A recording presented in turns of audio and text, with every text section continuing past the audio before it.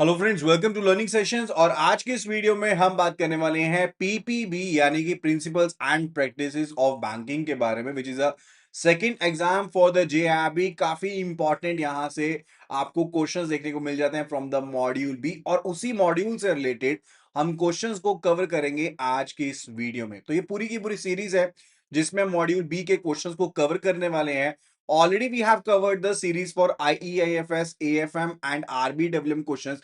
तो अगर आपको चाहिए उनके क्वेश्चंस और साथ में चाहिए उनकी पीडीएफ, तो उसके लिए आपको डाउनलोड कर लेनी है हमारी application which is available at the above link iibf.info/app के ऊपर अवेलेबल है। वहां पर आपको फ्री पैक मिलने वाला है जेआईबी का, जहां पर कंप्लीट कोर्स अवेलेबल है। तो जल्दी से जल्दी आपको एप्लीकेशन को डाउनलोड करना है और अपनी जो प्रिपरेशन है उसे स्टार्ट करना है। ओआरजी कोड जो iOS यूजर्स के लिए रहेगा वो रहेगा GEGKT, राइट। तो स्टार्ट करते हैं आज की इस प्रिपरेटरी वीडियो को।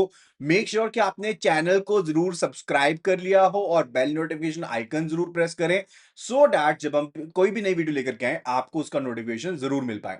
हम अभी कवर करने वाले हैं आज की इस वीडियो में दो चैप्टर्स को। पहला चैप्टर जो है वो appraisal and assessment of credit facility से रिलेटेड है।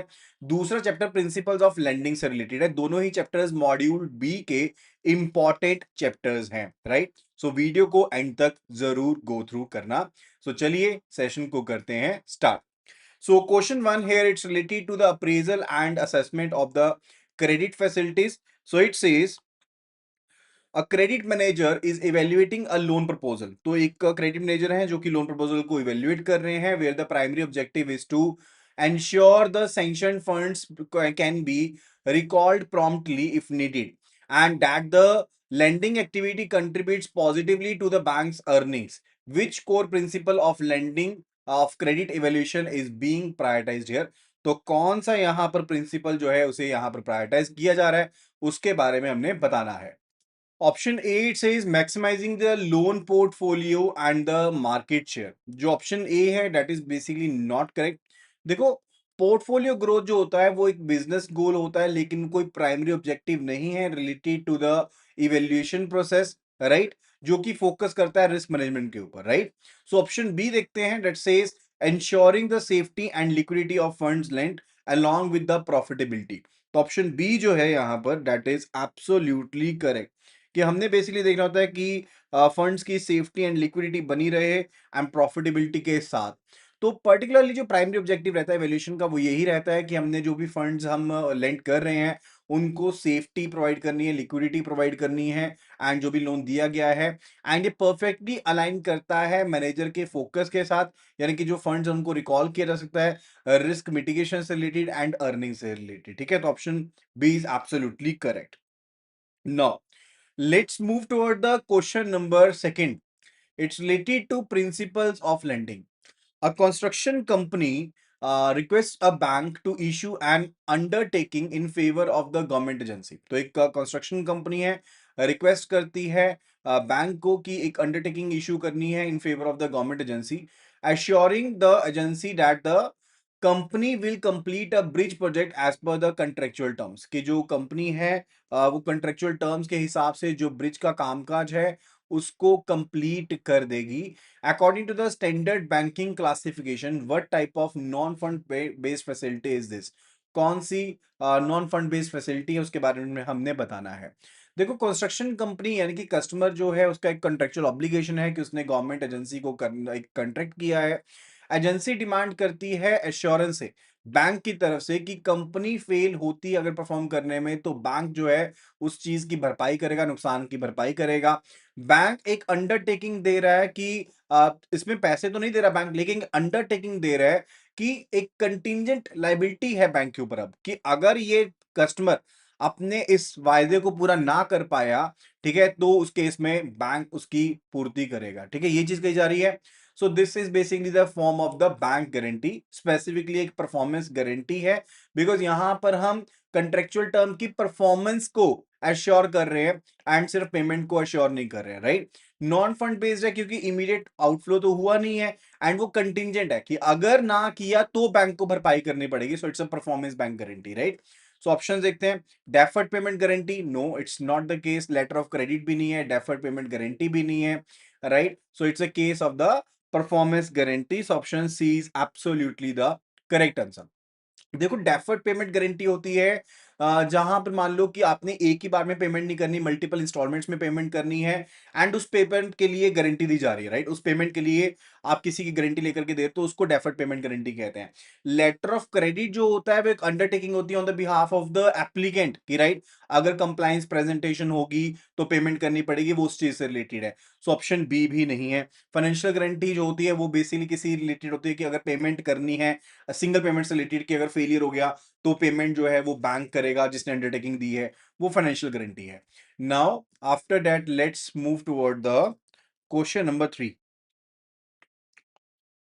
It's related to appraisal and the assessment of the credit facilities. So the question says, when assessing a term loan for a new manufacturing plant, जब एक term loan को assess किया जा रहा है नए मैन्युफैक्चरिंग प्लांट के लिए, the banks appraisal scrutinise the projects ability.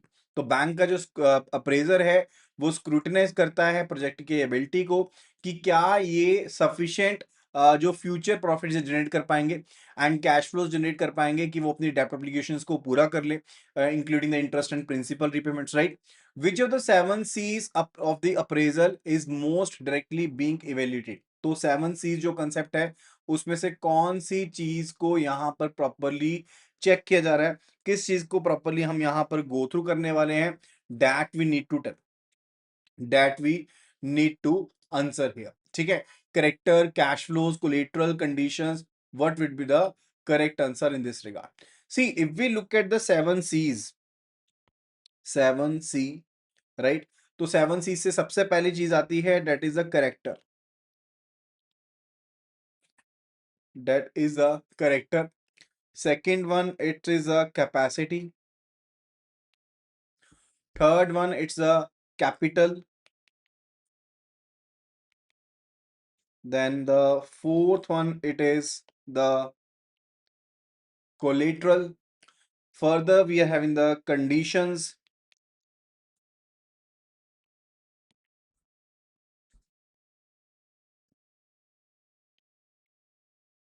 Then we are having the coverage. And further, last one, that is confidence. तो ये 7 C's हैं, right? If we talk about the character, तो करेक्टर का मतलब होता है बोरोर की ऑनेस्टी, इंटीग्रिटी एंड विलिंगनेस के बारे में, कि वो विलिंगली रीपे कर पाएगा नहीं कर पाएगा उसके बारे में है। When we are talking about the capacity, it's basically about the borrowers ability to generate enough income और कैश फ्लो। तो definitely here we are talking about the cash flows only, हम कैपेसिटी के बारे में बात कर रहे हैं, राइट? सो अकॉर्डिंगली देखिए आंसर तो हमें पता लग गया, आंसर तो है हमारा option B, that is capacity, right? Cash flows के बारे में। And what about the capital? Capital का मतलब है कि खुद की इक्विटी कंट्रीब्यूशन होनी जरूरी है, यानी कि खुद का पैसा लगा होना जरूरी है, जितना ज्यादा स्टेक होगा उतनी ज्यादा पर्सन की कमिटमेंट होगी। फोर्थ जो है वो है कोलेट्रल, यानी कि जो एक सेकेंडरी सिक्योरिटी ऑफर कर रहे हो आप, राइट? ताकि अगर डिफॉल्ट हुआ तो भरपाई हो जाएगी। फिर है कंडीशंस, जो एक्सटर्नल फैक्टर्स होते हैं लाइक इंडस्ट्री आउटलुक हो गया, इन्वायरमेंट हो गया, इकोनॉमिक कंडीशंस हो गया, लोन की टर्म्स होगी, वो कंडीशंस होती हैं। Then it's related to coverage. Coverage is basically like guarantee, insurance, risk mitigant हो गए, उसे कवरेज कह देते हैं। Confidence is basically overall trust जो बैंक को है कस्टमर में, उसको कहते हैं हम क्या कहते हैं, कॉन्फिडेंस कहते हैं। तो ये 7 C's हैं, राइट? तो character is basically willingness to pay and capacity is basically ability to pay. Capital होता है stake of on funds. Collateral is security backup जो अवेलेबल है। कंडीशंस यानी कि एक्सटर्नल फैक्टर्स, ठीक है? कवरेज हो गया risk protection, insurance, guarantee etcetera. Confidence हो गया बैंक के बैंक का gut basically so as to trust the deal, right? वो होता है। सो ऑप्शन क्वेश्चन नंबर जो 3 है इसका आंसर रहेगा ऑप्शन बी। ठीक है जी। Now let's move toward the next question. A company projects its annual turnover to be rupees 4 crore। तो कंपनी प्रोजेक्ट करती है कि इनकी जो एनुअल टर्नओवर है वो 4 करोड़ की है and accordingly it approaches a bank for working capital financing under the guidelines recommended by the Nayak committee. तो नायक कमेटी के अंडर ये पहुंच जाते हैं वर्किंग कैपिटल लेने के लिए। What would be the maximum working capital limit sanctioned by the bank and what is the expected borrower's contribution or margin. तो एक्सपेक्टेड जो बोरर की कंट्रीब्यूशन मार्जिन होगी वो कितना होगा, मैक्सिमम लोन कितना सैंक्शन होगा, उसके बारे में बताना है। देखो as per the Nayak committee method और प्रोजेक्टेड एनुअल टर्नओवर मेथड, पूरे के पूरे साल को ना 4 क्वार्टर्स में हम ऑलरेडी मानते हैं। एंड यही कहा जाता है कि जो ऑपरेटिंग साइकिल है ना वो एक क्वार्टर के इक्वल है, यानी कि हर एक क्वार्टर के इक्वल एक ऑपरेटिंग साइकिल है, यानी कि 3 महीने का ऑपरेटिंग साइकिल जो होता है वो कंसीडर किया जाता है। ऑपरेटिंग साइकिल यानी कि जिस टाइम पीरियड में कैश को दोबारा से हम कैश से रॉ मटेरियल परचेज करेंगे, फिर प्रोसेसिंग करेंगे, फिनिश गुड्स आएंगे, उनको बेचेंगे, पैसा वापस आएगा, उसको ऑपरेटिंग साइकिल कहते हैं। कि 3 महीने में हमारा ऑपरेटिंग साइकिल कंप्लीट हो जाएगा, राइट। तो ये कहते हैं कि एक कंपनी जो है उसका जनरली कंसीडर करते हैं ये कि भाई इसका जो ऑपरेटिंग साइकिल है या वर्किंग कैपिटल साइकिल है वो 3 महीने का है। तो उसको उन्होंने डिवाइड कर दिया कि टोटल टर्नओवर जो पूरे साल की थी उसको 4 पार्ट्स में डिवाइड कर दिया, ठीक है। तो यहां पर टर्नओवर कितनी दी गई, 4 करोड़ की है। तो 4 crore divided by 4 quarters that is equal to हर क्वार्टर की टर्नओवर कंसीडर होगी 1 करोड़ पे, ठीक है। यानी कि हर एक क्वार्टर की जो टर्नओवर है वो 1 करोड़ की है, ये चीज कंसीडर कर लिया। ये कहते हैं कि 25% तो आपकी मैक्सिमम आपको पैसा चाहिए था, यानी कि 100% divide by 4 that is equal to 25% तो आपको मैक्सिमम पैसा चाहिए था। अब 25% में से आप 5% देंगे मार्जिन यानी कि बोरोर की कंट्रीब्यूशन और 20% होगा मैक्सिमम फाइनेंस, राइट। तो हम इस तरह से कह सकते हैं कि 4 करोड़ की अगर टोटल टर्नओवर है तो उसका 20%, तो उसका जो 20% है वो रहेगा मैक्सिमम फाइनेंस रेट, यानी कि वो रहेगा 80 लाख रुपीस। तो बैंक फाइनेंस मैक्सिमम जो दे सकते हैं वो रहेगा 80 लाख रुपीस का, और जो मार्जिन कस्टमर देगा वो होगा 20 लाख रुपए का 5% के हिसाब से, 5% of 4 crore, not 1 crore, right. तो 5% ऑफ 4 करोड़ रहेगा मार्जिन 20 लाख का, और जो कस्टमर बेसिकली कैश पैसे देगा, और जो बैंक फाइनेंस करेगा वो करेगा 80 लाख रुपीस की वर्किंग कैपिटल फाइनेंस देगा। तो आंसर्स देखते हैं।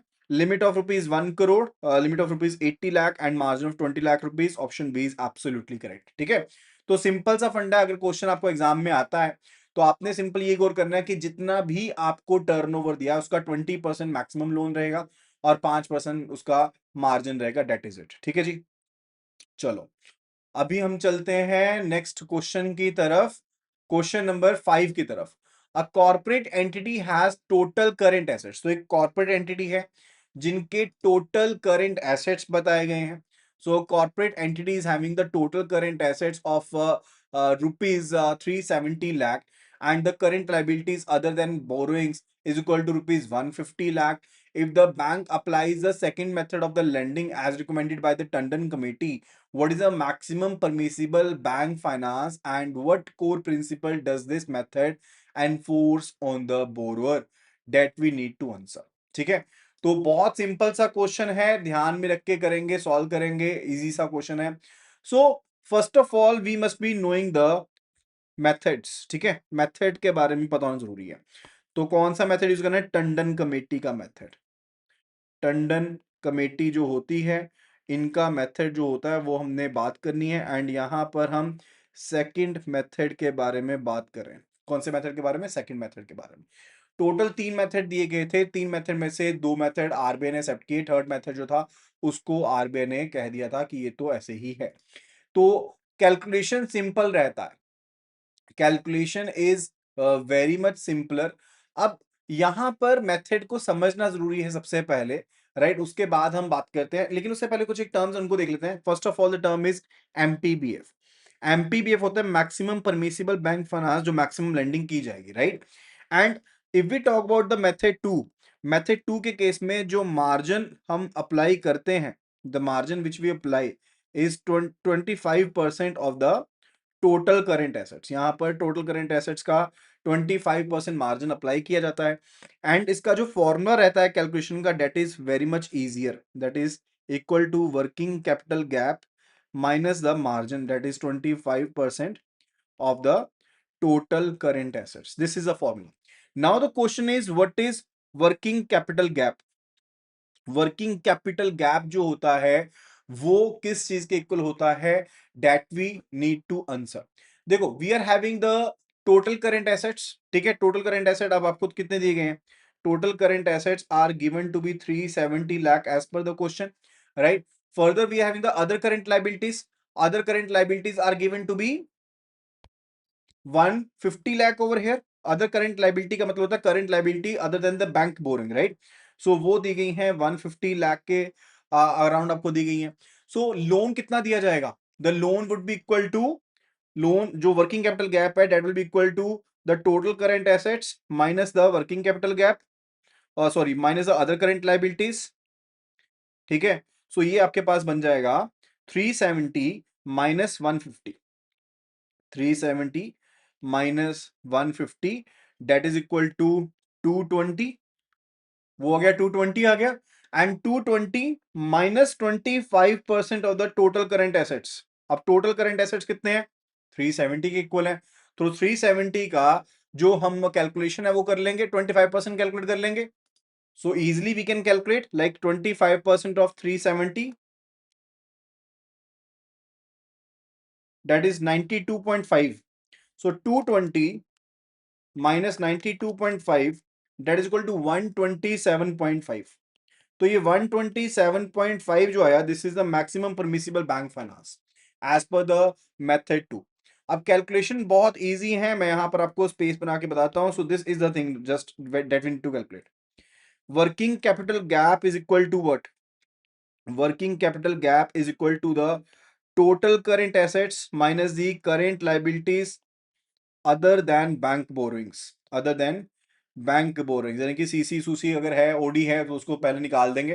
कई बार क्वेश्चंस में ऐसे भी होता है कि आपको सीसी लिमिट दे देते हैं एंड आपको सब्ट्रैक्ट करना पड़ता है. अब यहाँ पर तो अदर करंट लाइबिलिटीज आपको ऑलरेडी दी हैं, तो उसके अकॉर्डिंग भी कैलकुलेटेड. तो टोटल करंट एसेट्स आपके कितने हैं? Those are given to be 370 and minus current liabilities other than bank borrowings that is equal to 150. तो वर्किंग कैपिटल गैप आ गया आपके पास 220 के इक्वल आ गया, राइट? तो हम अगर फॉर्मूला में वैल्यू पुट करेंगे that will be equal to 220 minus 25% of 370. 25% of 370 that is it. हो गया, फॉर्म आपका सॉल्व हो गया क्वेश्चन. ठीक है, तो आंसर आ गया 127.5. सो ऑप्शंस देखते हैं.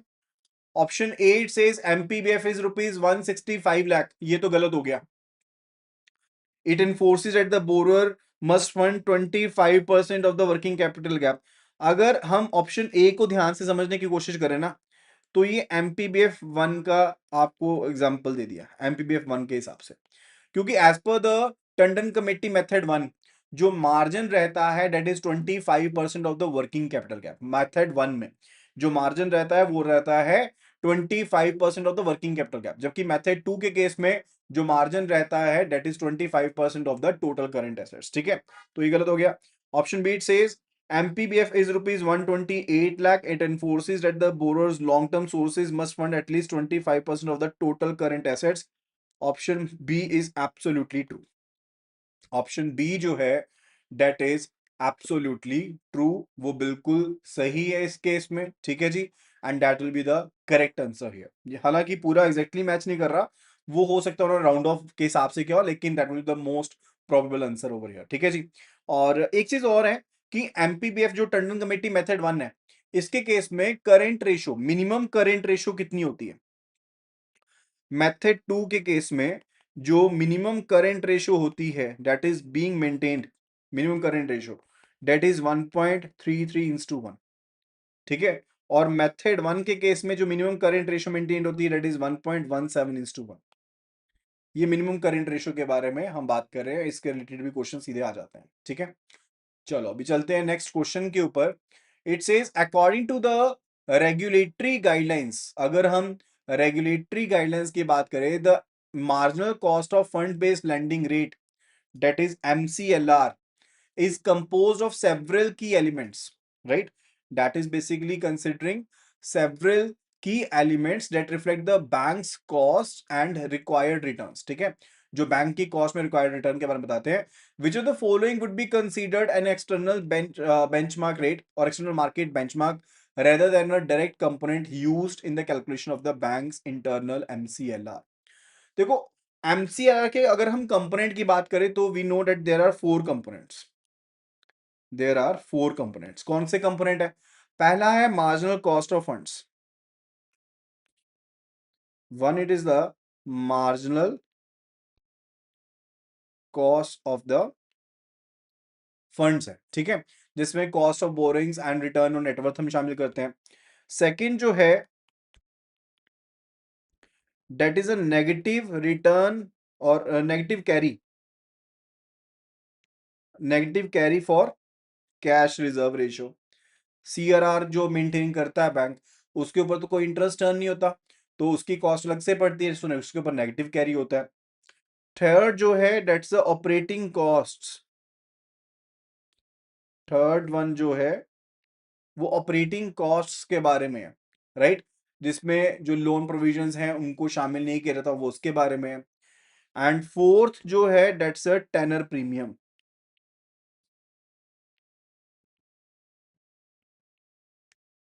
फोर्थ जो है वो टेनर प्रीमियम है, यानी कि जैसे लॉन्ग टर्म लोन्स होते हैं उनके लिए जो खर्चा होता है उसके रिलेटेड है, right.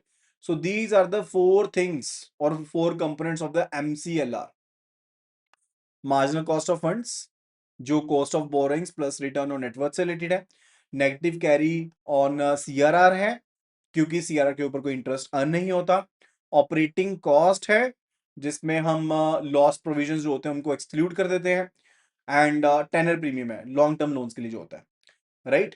That is a scenario. तो ऑप्शंस देखते हैं अभी. The negative carry on account of the negative carry on account of the cash reserve ratio, the marginal cost of borrowings and return on net worth, the bank's operating costs associated with providing the loans, the secured overnight financing rate. तो which one will the correct answer? See, negative carry जो होता है वो explicit component है आपका MCLR का, तो option A तो हो गया गलत. Option B marginal cost of borrowings, ये भी कंपोनेंट है MCLR का. ऑपरेटिंग कॉस्ट, ये भी कंपोनेंट है MCLR का. Option D that is SOFR, that is secured overnight financing rate. That is a secured overnight financing rate, जो कि एक एक्सटर्नल बेंचमार्क रेट है. क्या है? एक्सटर्नल बेंचमार्क रेट है. ठीक है. देखो जो लोन्स होते हैं वो एक्सटर्नल बेंचमार्क के साथ लिंक होते हैं. बेंचमार्क जो होता है वो बेसिकली कंपोनेंट इस्तेमाल नहीं होता है इंटरनल कैलकुलेशन के लिए, right. Like case in the case of the MCLR. अब MCLR के केस में तो आपके पास डिफरेंट कंपोनेंट है, लेकिन एक्सटर्नल बेंचमार्क के केस में, ठीक है, जो लोन होते हैं वो एक्सटर्नल बेंचमार्क के साथ लिंक्ड होते हैं. एक्सटर्नल बेंचमार्क जो होता है इटसेल्फ वो कंपोनेंट नहीं होता जिसको इंटरनल कैलकुलेशन के लिए आप इस्तेमाल करो. MCLR जो है वो एक इंटरनल बेंचमार्क है which is derived from the banks on funding cost. ठीक है, वो अपने बैंक की खुद की फंडिंग कॉस्ट से, ऑपरेटिंग एक्सपेंसेस से, वहां से डिराइव होता है. So option D is the correct answer. Question number 7. A firm specializing in film production, an industry characterized by uneven and project specific cash inflows and outflows, is seeking bank finance. तो ये bank finance ले रहे हैं जो film आपकी particular industry है, इन्होंने late से बैंक फाइनेंस लिया है. According to standard credit assessment practices which method would be most appropriate. कौन सा मेथड इसके लिए अप्रोप्रिएट रहता है? देखो जहां पर सीजनल एक्टिविटीज होती है ना, वहां पर मेथड जो यूज किया जाता है that is a CBM, cash budget method होता है, राइट. अब देखो फिल्म प्रोडक्शन जो है वो इरेगुलर है, प्रोजेक्ट स्पेसिफिक है, कैश इनफ्लोज आउटफ्लोज जो है, एंड इनकम जो होगी वो लमसम होती है, लाइक आपके सेल्स के ऊपर है. एंड वाइल जो एक्सपेंसेस होते हैं वो फ्रंट एंड होते हैं, फ्रंट लोडेड होते हैं प्रोडक्शन के दौरान, राइट. एंड और मेथड होते हैं वो सूटेबल नहीं है. भाई जैसे मान लो नायक कमेटी मेथड है, वो कामकाज करता है छोटे बिजनेसेस के लिए जहां पर स्टेडी टर्नओवर, उनके लिए कामकाज करता है. एंड जो लंपी या फिर प्रोजेक्ट बेस्ड इंडस्ट्रीज होती हैं वहां पर काम नहीं करता है. When we looking at the Tandon committee method या ऑपरेटिंग साइकिल मेथड का इस्तेमाल करते हैं, वो रिलेटिवली इवन फ्लो कंसीडर करता है related to raw materials, work in process या फिनिश गुड से लेकर. वो फिल्म इंडस्ट्री के ऊपर एप्लीकेबल नहीं है जहां पर यूनिक टाइमलाइंस होती हैं. एंड फॉर द जो कैश बजट अप्रोच होती है, राइट, ये बेसिकली प्रोजेक्ट करता है एक्चुअल टाइमिंग आपकी क्या होगी रिसीट को लेकर के, पेमेंट को लेकर के.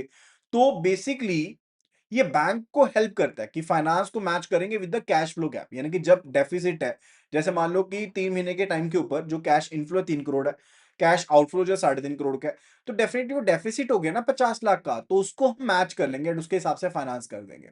ठीक है जी. तो कैश बजट मेथड का इस्तेमाल होता है. नायक कमेटी मेथड का इस्तेमाल नहीं होता है, और टंडन कमेटी मेथड भी नहीं. It's a cash budget method which is used. So cash budget method because it is meticulously tracks cash inflows and outflows to identify the precise timing and amount of deficit financing needed. Right. So option C is the Correct answer. Now, question number 8 it is. An analyst is reviewing a company's balance sheet to understand its liquidity and funding structure.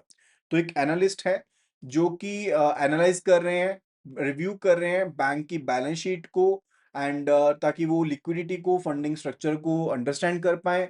The analyst notes that the portion of the company's current asset financed through the long-term sources like honors equity, retained profits is a key indicator of financial stability. What financial concept does this portion represent? तो क्या portion को ये represent करता है उसके बारे में हमने बताना है. देखो, कुछ एक चीजों को पहले समझते हैं. जो टोटल करंट एसेट्स होते हैं वो आपको बताते हैं कि शॉर्ट टर्म रिसोर्सेज आपके पास कितने अवेलेबल है. शॉर्ट टर्म रिसोर्सेज कितने अवेलेबल है उसके बारे में बताता है. और करंट लायबिलिटीज आपको बताते हैं कि आपकी शॉर्ट टर्म ऑब्लिगेशंस क्या है. जब आपका पार्ट ऑफ करंट एसेट जो होता है वो फंड होता है लॉन्ग टर्म फंड से. ठीक है, जब आपका जो पार्ट ऑफ करंट एसेट्स है वो फंड है किससे, लॉन्ग टर्म फंड से. जैसे इस केस में बताया गया कि ऑनर इक्विटी है, ठीक है, उनसे फंडेड है. तो बेसिकली वो एक कुशन को बताता है, जो एक कुशन लिक्विडिटी का अवेलेबल होता है. So definitely it's going to help a lot, right. So even अगर आपकी कुछ एक लाइबिलिटीज ड्यू हो भी जाती हैं तो डेफिनेटली आपके पास स्टिल फंडिंग अवेलेबल रहेगी, जिससे आप अपने करंट ऑपरेशंस जो है उनको स्टेबली चला सकते हो, right. So what is the formula related to net working capital? It is the current assets minus the current liabilities. ठीक है, नेट वर्किंग कैपिटल का फॉर्मूला होता है current assets minus the current liabilities. अगर आपका एनडब्ल्यूसी पॉजिटिव होता है उसका मतलब होता है कि करंट एसेट जो है that is being backed by the long term stable funding. ठीक है, जो कि एक डेफिनेटली सिग्नल है स्टेबल फाइनेंशियल्स का एंड लिक्विडिटी स्ट्रेंथ का. अब इस केस में भी पोर्शन ऑफ करंट एसेट्स अगर आपके फाइनेंस होते हैं लॉन्ग टर्म सोर्सेज से, इसका मतलब होगा कि करंट के जो कंपनी के नेट वर्किंग कैपिटल है वो स्ट्रांग है, which is definitely indicator of good liquidity and financial stability. ठीक है जी. ऑप्शन देखते हैं. Gross working capital, working capital gap, net working capital या core current assets. Which one would be the correct answer? C, gross working capital का मतलब होता है total current assets. It means the total current assets. So ऐसा आपको कुछ नहीं बताता, वो टोटल फंड्स आपके जो रिक्वायर्ड है day to day particular operations के लिए उनके बारे में बताता है, इंक्लूडिंग द पोर्शन जो कि फाइनेंस की जरा बैंक की तरह वो भी इसमें पार्टिसिपेट करेगा एंड जो शॉर्ट टर्म क्रेडिटर वो भी इसमें पार्टिसिपेट करेंगे, राइट. सो वो आंसर नहीं है आपका. Option B, it says working capital gap. Working capital gap क्या होता है? ऑलरेडी हमने पढ़ा था, total current assets minus the current liabilities other than the bank borrowings, right. ये वो अमाउंट के बारे में बताता है which is required to be financed by the bank, जो शॉर्ट गैप है. ठीक है, एंड फर्दर जो मार्जिन होगा बोरर का उसके बारे में बताता है. Option B is also not correct. Net working capital gap मैंने आपको ऑलरेडी बता दिया, excess of current assets over the current liabilities. Mathematically represent करता है कि करंट एसेट जो फाइनेंस किए जा रहे हैं by the long term funds. ठीक है, अपने फंड्स के थ्रू, रिटेन्ड अर्निंग्स के थ्रू फाइनेंस किए जा रहे हैं. पॉजिटिव एनडब्ल्यूसी का मतलब होता है कि अच्छी लिक्विडिटी आपके पास है. So option C is the correct answer. And core current assets क्या होते हैं? कोर करंट एसेट तो एक कंसेप्ट है from the Tandon committee's third method, यानी कि मिनिमम लेवल ऑफ जो करंट एसेट्स रिक्वायर्ड है so as to sustain the operations, right, उसके बारे में है. लेकिन ये फंडिंग सोर्स के बारे में नहीं बताते हैं. सो ऑप्शन जो डी है that's also not correct. Now let's move toward the question number 9. When appraising a term loan proposal for major infrastructure project, the lending institution calculates the DSCR. तो lending institution जो है वो DSCR को करती है calculate, यानी कि डेब्ट सर्विस कवरेज रेशियो को कैलकुलेट करती है, right. A consistently healthy DSCR throughout the loan tenure primarily indicates what about the project. तो प्रोजेक्ट के बारे में क्या बताती है उसके बारे में वी नीड टू आंसर. देखो, DSCR का फॉर्मूला काफी सिंपल सा है. DSCR is equal to profit after tax plus जो नॉन कैश एक्सपेंस है जैसे डेप्रिसिएशन है वो रहेगा, प्लस जो आपका इंटरेस्ट है एनुअल इंटरेस्ट वो इसका पार्ट बनेगा, डिवाइडेड बाय जो एनुअल इंटरेस्ट है वो, प्लस एनुअल जो प्रिंसिपल अमाउंट पे करना आपने वो इसका रहेगा डिनोमिनेटर. अब आपका न्यूमिनेटर जितना ज्यादा स्ट्रॉन्ग है वो उतना ज्यादा बेटर रहेगा. अगर यानी कि कहने का मतलब है अगर आपका डीएससीआर एक से ज्यादा है उसका मतलब है कि प्रोजेक्ट जो है वो सही क्रेडिट आपके जनरेट कर रहा है, सही प्रोजेक्शंस जनरेट कर रहा है कि आप अपने डेब्ट को रीपे कर सकते हो. सो अगर डीएससीआर ज्यादा है तो डेफिनेटली वो गुड है. एंड आइडियल जो डीएससीआर होता है दैट इज बेसिकली 2:1. वो किसके इक्वल होता है? That is 2:1. So what this implies, क्या इंप्लाई करता है इंफ्रास्ट्रक्चर प्रोजेक्ट को लेकर के? If we are talking about the infrastructure project specifically, तो रीपेमेंट कैपेसिटी तो डेफिनेटली आपको पता लगती है प्रोजेक्ट के जो इंटरनल कैश फ्लोज हैं वो सफिशिएंट है, अगर आपके पास DSCR 1 से ज्यादा है। फाइनेंशियल सस्टेनेबिलिटी के बारे में बताता है, लोअर क्रेडिट रिस्क के बारे में डेफिनेटली बताता है। अब ऑप्शंस को देखते हैं। The project will be highly profitable and will yield a high return on equity for the promoters. देखो प्रोजेक्ट अगर ये DSCR अच्छा है तो डेफिनेटली प्रोजेक्ट जो होगा वो प्रॉफिटेबल होगा, लेकिन जो डायरेक्ट पर्पस होता है ना DSCR का, वो रिटर्न ऑन इक्विटी के लिए नहीं होता। वो फोकस करता है कि क्या हमारी एबिलिटी है कि हम सर्विस को अपने डेप्ट को सर्विस कर सकते हैं, right? So option A direct उसका एक एप्लीकेशन नहीं है।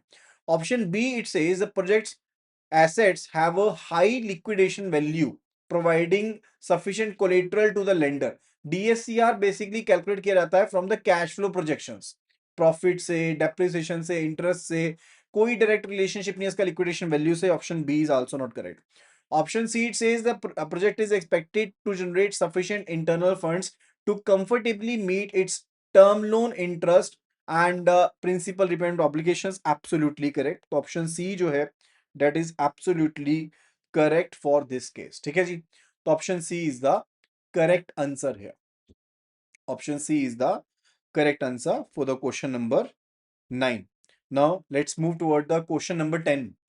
अ bank issues a guarantee on behalf of its client. तो बैंक जो है वो गारंटी इशू करता है अपने क्लाइंट के बिहाफ पर, an applicant to a third party beneficiary if the applicant fails to fulfil their obligation. अब एप्लीकेंट जिसके बिहाफ पर करा था उसने अपनी ऑब्लिगेशन को फुलफिल नहीं किया, बैंक को बेनिफिशियरी को पे करना पड़ेगा। अगर लीगल स्टैंड पॉइंट से देखें, what are the respective roles of the beneficiary, applicant and the bank in this arrangement as per the Indian contract act. देखो की रोल्स क्या होते हैं, सबसे पहले उनको समझना जरूरी है। बेनिफिशियरी जो होता है वो पार्टी होती है जिसके फेवर में गारंटी इशू की जाती है। लीगली ये पर्सन क्रेडिटर होता है जिसने लेट्स से पैसे दिए होंगे एप्लीकेंट को, एंड उसके एप्लीकेंट के बिहाफ पर आपने आगे गारंटी दे दी है, ठीक ठीक है। अब अगर एप्लीकेंट डिफॉल्ट कर देता है, यानी कि प्रिंसिपल डेटर जो है वो डिफॉल्ट कर देता है, तो बेनिफिशियरी के पास अधिकार रहेगा कि वो गारंटी को इन्वोक कर सकता है। कुछ एक इस तरह से समझिएगा, यहां पर है हमारे पास एप्लीकेंट, यहां पर है हमारे पास बेनिफिशियरी, और here we are having the surety, ठीक है। अब एप्लीकेंट का बेनिफिशियरी के साथ एक कॉन्ट्रैक्ट है। अब इसके लिए इसने एप्लीकेंट ने देने थे पैसे बेनिफिशियरी को, लेकिन बेनिफिशियरी को भरोसा नहीं है, तो ये कहता है एप्लीकेंट को कि जाओ और बैंक से जाकर के लेकर के आओ गारंटी। अब एप्लीकेंट जाता है बैंक के पास, गारंटी अप्लाई करता है और बैंक गारंटी इशू कर देता है in favour of the beneficiary. Now अगर एप्लीकेंट डिफॉल्ट कर देता है तो उसके केस में जो बेनिफिशियरी है that will B invoking the guarantee, तो ये इन्वोक कर लेगा गारंटी को, एंड जो बैंक होगा उसको पेमेंट करनी पड़ेगी बेनिफिशियरी को, ठीक है। इसको इन्वोकेशन ऑफ द गारंटी कहते हैं। एंड बाद में जो बैंक है डेफिनेटली वो रिकवरी कर सकता है from the creditor, from the debtor, right. Judgement जो प्रिंसिपल डेटर है उससे रिकवरी कर सकता है, right. So that's the scenario. Options देखते हैं।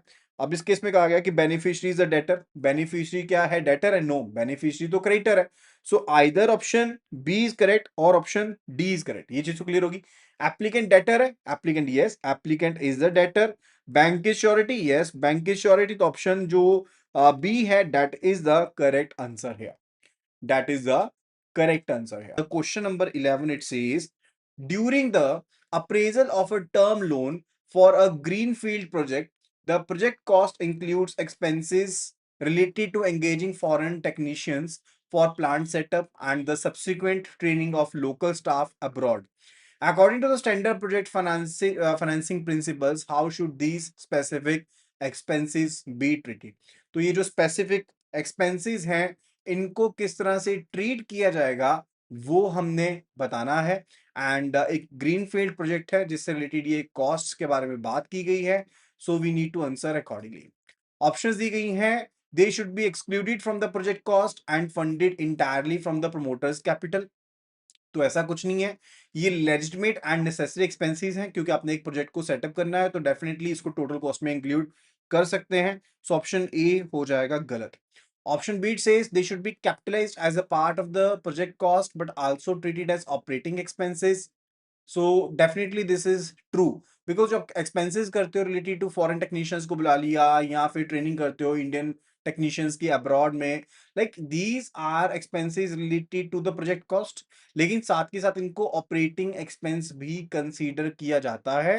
एंड ये जो डुअल ट्रीटमेंट है ना, ये स्पेसिफिक अकाउंटिंग एंड अप्रेजल की न्यूएंस को बचाने के लिए किया जाता है, right? That's why it is being done, right? So capitalised किया जाएगा इनको एज अ प्रोजेक्ट कॉस्ट। ये जो कॉस्ट है वो रेवेन्यू एक्सपेंसेस नहीं है, उनको रेवेन्यू एक्सपेंस ट्रीट नहीं कर सकते हो। These are the pre operative expenses, right? Project cost में जाएंगे।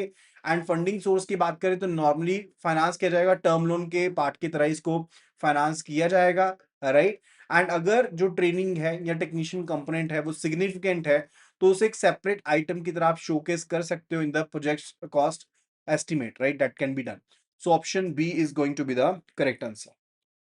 तो ऑप्शन बी जो है that is the correct answer here. Now let's move toward the question number 12. It says a commercial bank is sanctioning various types of loans and has recently adopted the MCLR framework for the pricing purposes.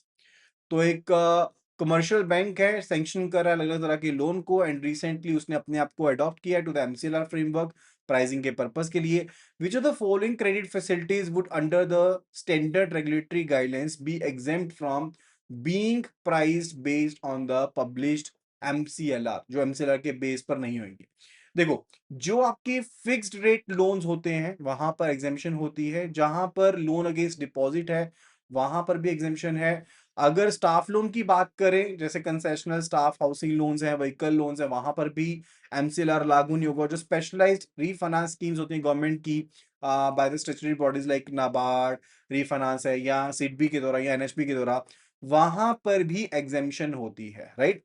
अब options को go through करते हैं। 5 year term loan for a large corporation for capital expansion, a cash credit facility renewed for the established manufacturing client, a loan sanctioned to a bank employee as per the staff welfare scheme, a 1 year working capital loan linked to the bank's 6 month MCLR।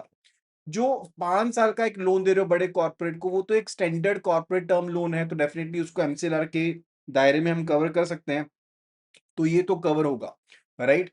And option B it says a cash credit facility renewed, वो भी आपकी MCLR में covered होगी। A loan sanction to a bank employ, that is not covered under the MCLR, वो MCLR में कवर नहीं होगा।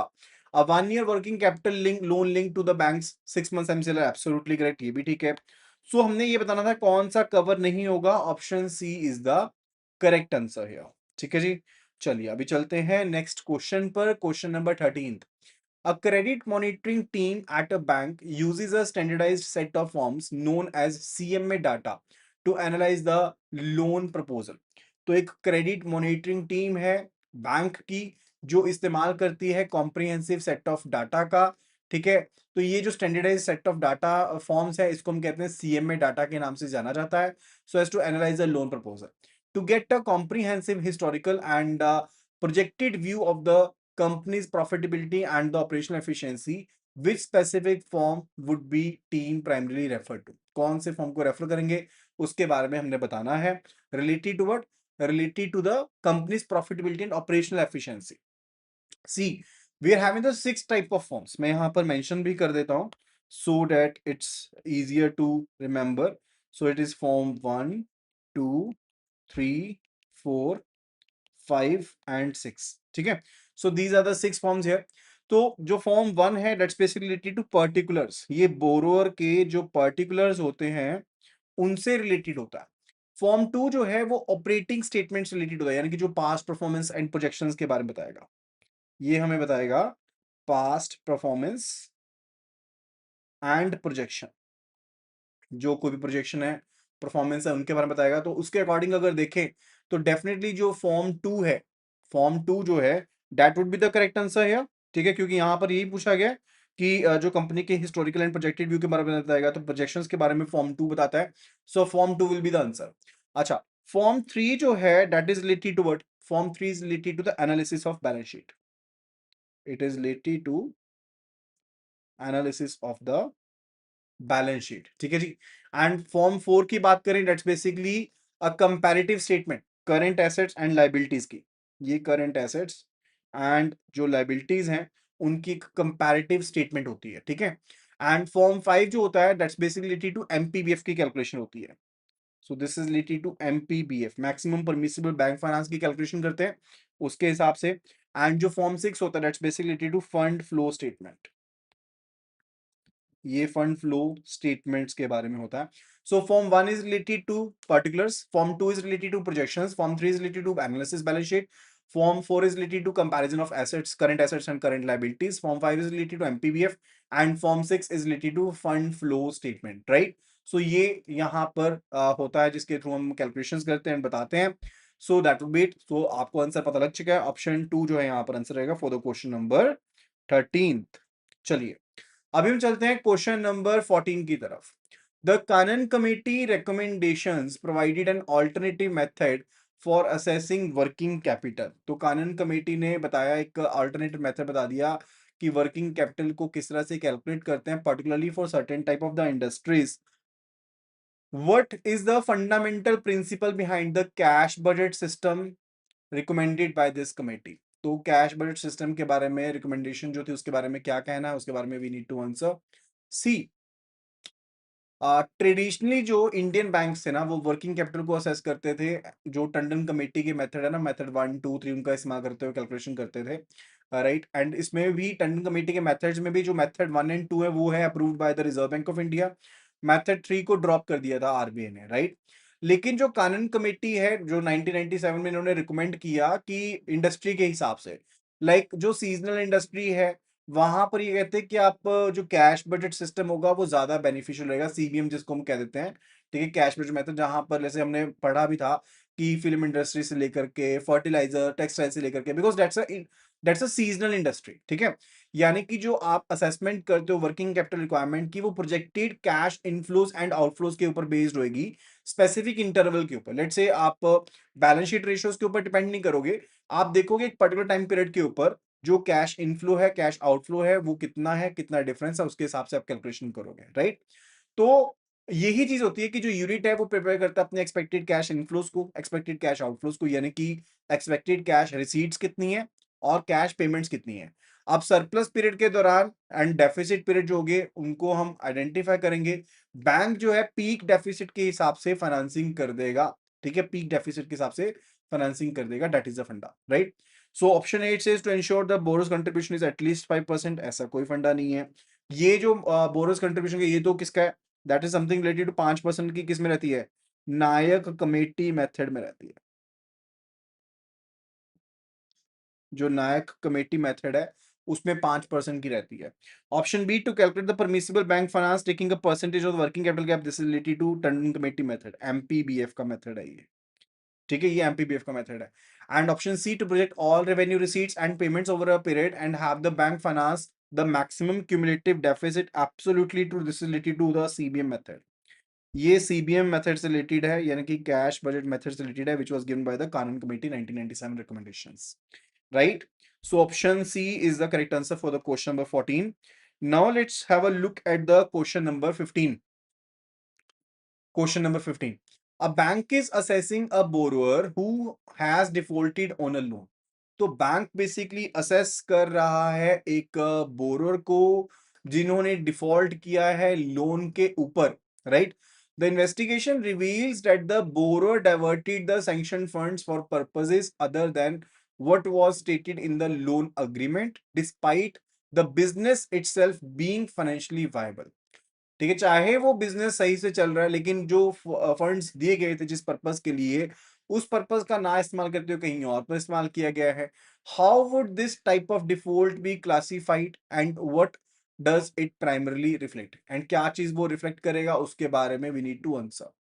देखो इसको बेसिकली क्या माना जाएगा, this would be considered as a business failure, no, business failure नहीं माना जाएगा, राइट। लेकिन हाँ इसको हम क्या कंसीडर करेंगे, we will be considering it to be a wilful default, wilful default consider किया जाएगा। अगर हम आरबीआई की गाइडलाइंस के हिसाब से भी देखें, विलफुल डिफॉल्ट तब होता है जब किसी बोरोर की कैपेसिटी है पे करने की फिर भी वो रीपे नहीं करता, या फिर फंड्स जो होते हैं उनको डाइवर्जन किया जाता है या उनको साइफरिंग ऑफ किया जाता है for the purpose other than the sanction purpose, या जो एसेट परचेज किए गए थे उसका इस्तेमाल नहीं किया जाता उस पर्पस के लिए जिस पर्पस के लिए फाइनेंस अवेल किया गया था, या फिर अगर बोरोर जो है वो सिक्योर्ड एसेट्स को डिस्पोज ऑफ कर देता है बिना इन्फॉर्म किए हुए लेंडर को। अगर ये चारों में से कोई भी चीज होती है तो हम कहते हैं कि एक विलफुल डिफॉल्ट हुआ है, राइट। तो प्राइमरली यहां पर भी यही चीज है कि एक इंटीग्रिटी इशू है बोरोर से related rather than the financial incapacity, अगर इस केस के हिसाब से देखें, क्योंकि उसके पास पैसा तो है, बिजनेस वायबल तो है, डाइवर्जन ऑफ फंड्स हुआ है तो विलफुल नेग्लिजेंस बेसिकली लोन की टर्म्स में तो दिखती है, तो स्ट्रिक्ट क्लासिफिकेशन होनी चाहिए, रिकवरी होनी चाहिए और लीगल एंड पीनल एक्शन लेना भी बहुत ज्यादा जरूरी बन जाएगा। ठीक है जी, ऑप्शंस देखते हैं। बिजनेस पीरियड का डिफॉल्ट तो नहीं है, कैपेसिटी रिलेटेड डिफॉल्ट भी नहीं है, विलफुल डिफॉल्ट है क्योंकि लैक ऑफ इंटीग्रिटी को शोकेस करता है on the part of the borrower, absolutely correct. तो ऑप्शन जो सी है that is the correct answer, that is the correct answer actually here. Now let's move toward the question number 16। It says an importer requests their bank to issue a letter of credit। तो एक importer है यानी कि applicant है, वो एक request करता है अपने बैंक को कि लेटर ऑफ क्रेडिट को इशू किया जाए in favour of the overseas supplier. The bank issues a letter of credit which is an undertaking of the supplier. What is the primary and unconditional obligation of the issuing bank under the letter of credit? देखो, issuing bank जो होता है वो letter of credit को open करता है और एक वो अंडरटेकिंग देता है, इंडिपेंडेंट, इररिवोकेबल, अनकंडीशनल, उसके ऊपर ऑब्लिगेशन होती है टुवर्ड द बेनिफिशियरी यानी कि ओवरसीज जो सप्लायर है उसके अगेंस्ट। एप्लीकेंट जो होता है वो इंपोर्टर होता है और जो बेनिफिशियरी होता है वो एक्सपोर्टर होता है।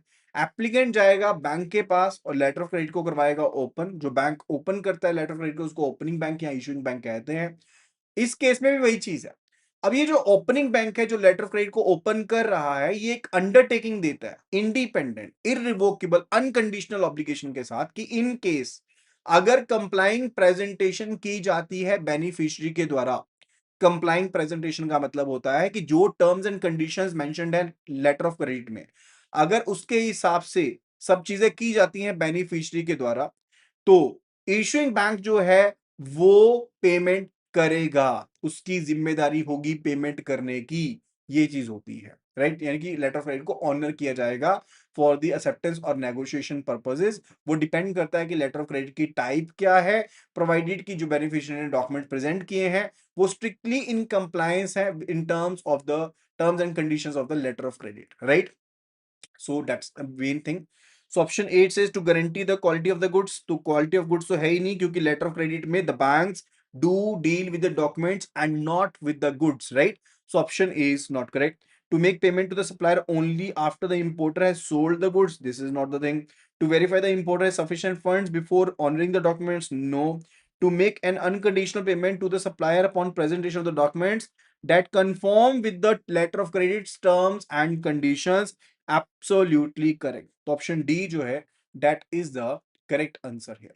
क्लियर है चीज? काइंडली कंफर्म कर दें, अगर कोई भी डाउट है तो do let me no in the comment sections.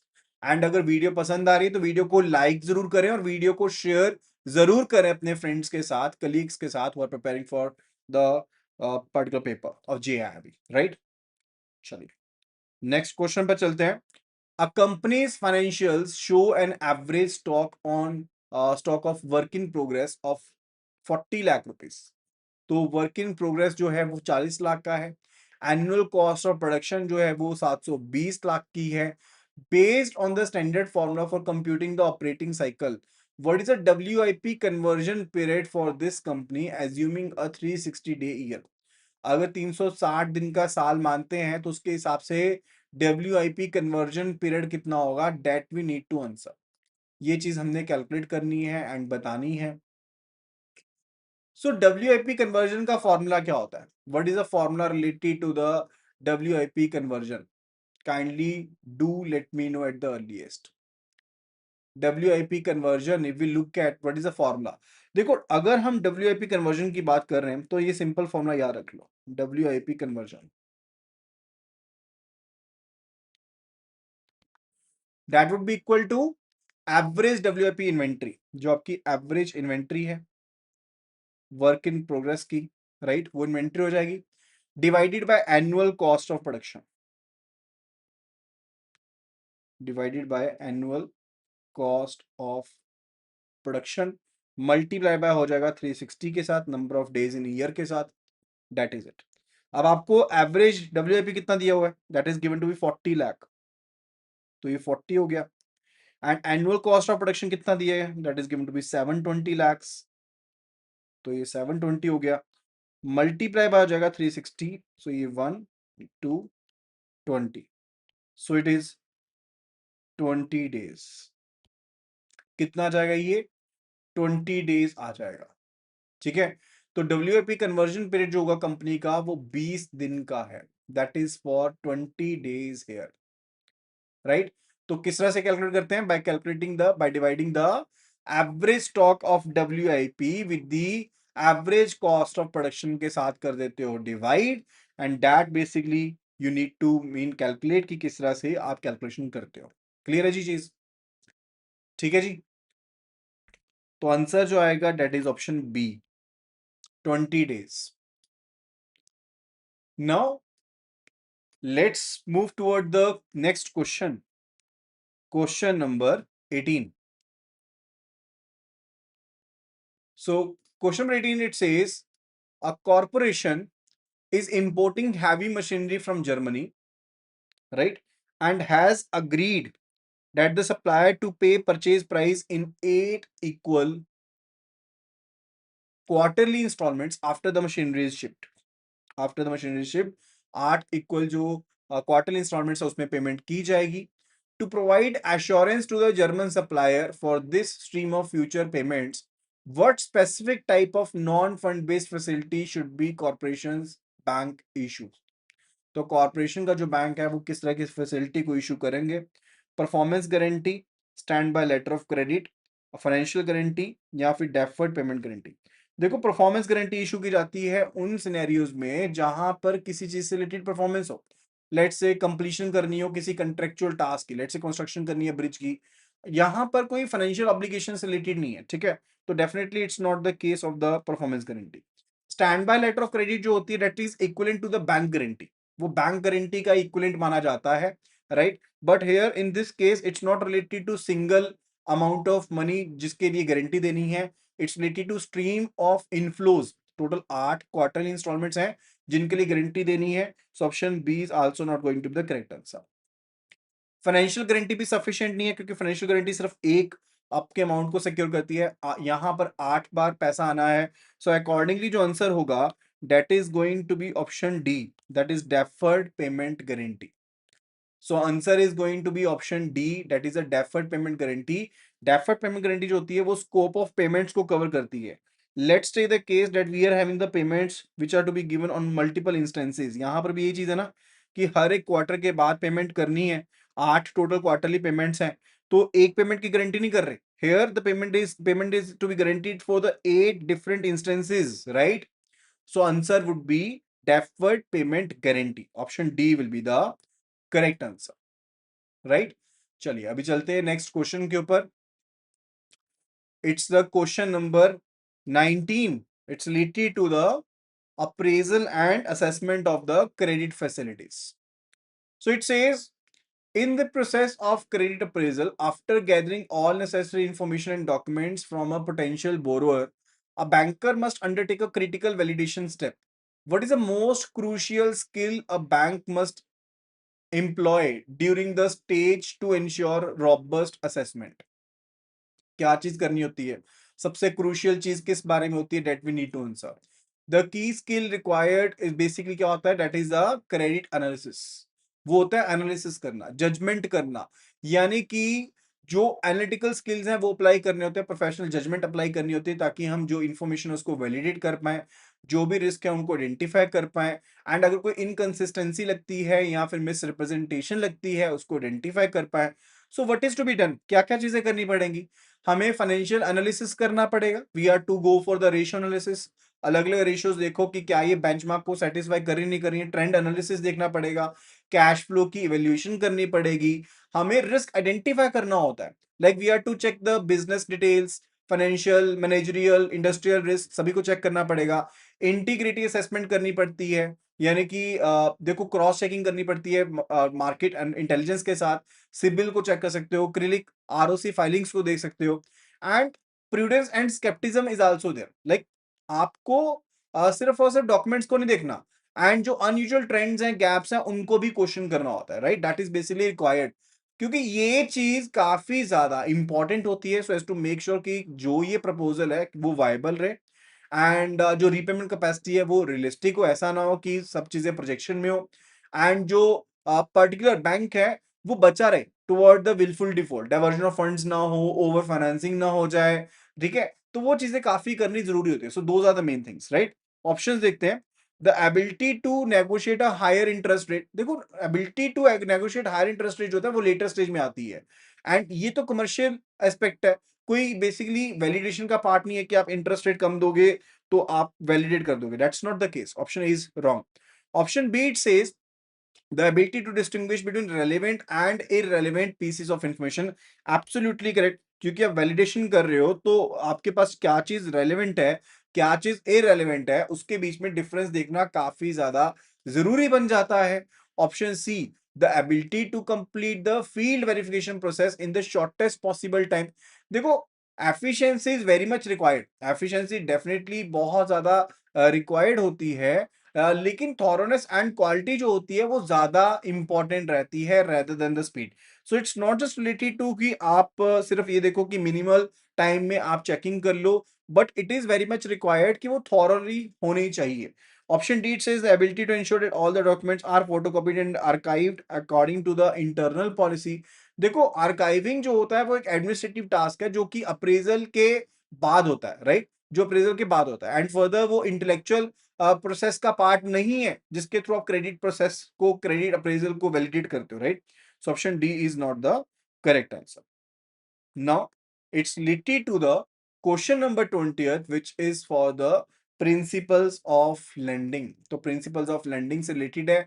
The marginal cost of funds based lending rate MCLR framework includes a tenor premium as one of its component। तो चार टोटल कंपोनेंट होते हैं, मैंने आपको बताया था, एंड उसमें एक कंपोनेंट कौन सा? That is a tenor premium, right? What is the specific economic justification for the banks to change to basically charge this premium as part of the final lending rate? ठीक है, तो tenor premium basically किस तरह से reflect होता है, क्या चीज रिफ्लेक्ट करता है? ये टाइम वैल्यू ऑफ मनी को रिफ्लेक्ट करता है, राइट? एंड जो रिस्क ले रहा है लेंडर फॉर द लॉन्गर मैच्योरिटीज उसको आइडेंटिफाई करता है, ठीक है जी?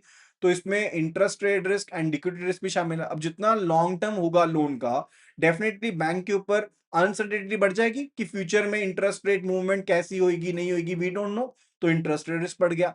एंड मोर ओवर आपके जो फंड से ब्लॉक हो गए एक लंबे टाइम पीरियड के लिए, एंड डेफिनेटली हो सकता है कि रीफाइनेंसिंग रिस्क भी आ जाए, एंड डेफिनेटली हो सकता है कि लिक्विडिटी रिस्क भी बढ़ जाए।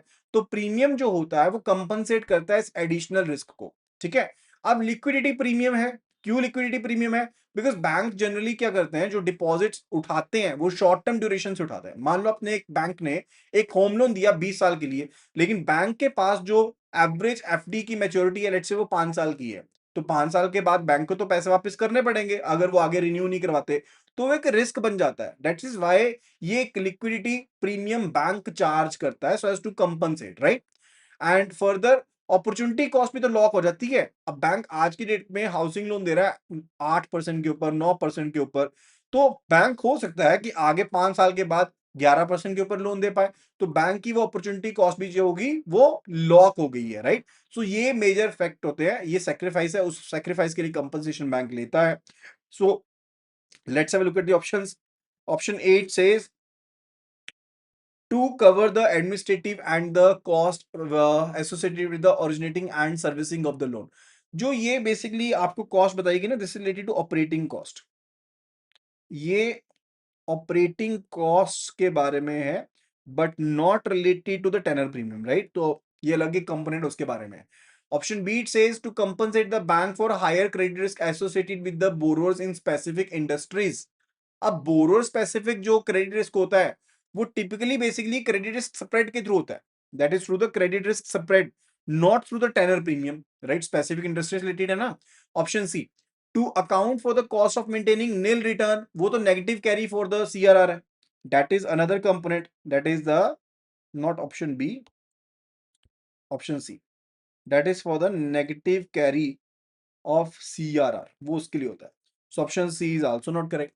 Option D it says to cover the risks associated with the committing of to a loan for longer duration such as interest rate fluctuation risk, absolutely correct।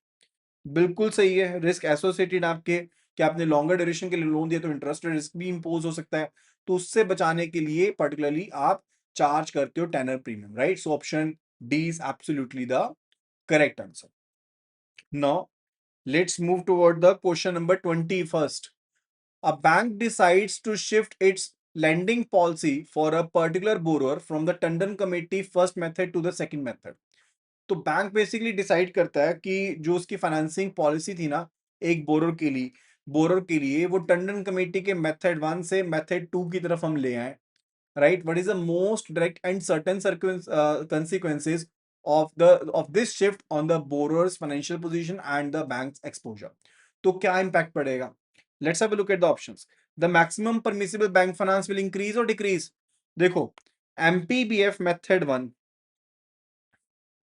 MPBF method 1 and इस side पर लिखते हैं MPBF method 2, right?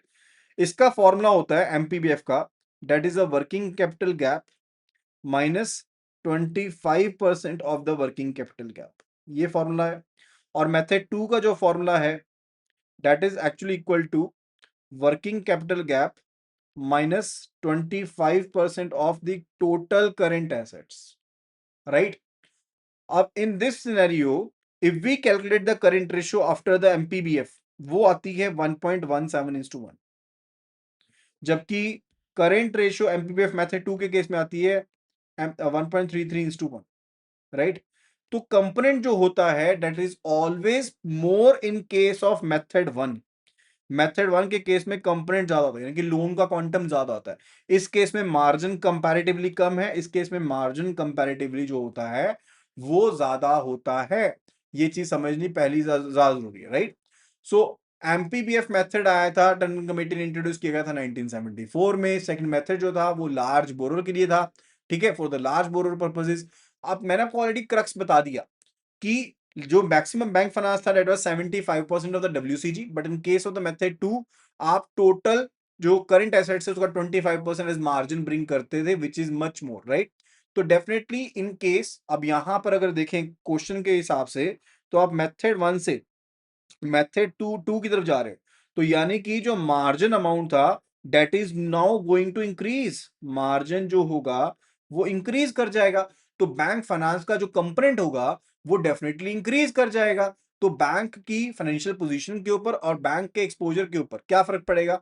तो bank का exposure जो है वो अब डिक्रीज हो जाएगा और बैंक जो बोरोर की फाइनेंशियल पोजीशन है, बोरोर का मार्जिन है वो इंक्रीज हो जाएगा। ये कंपोनेंट का फर्क है।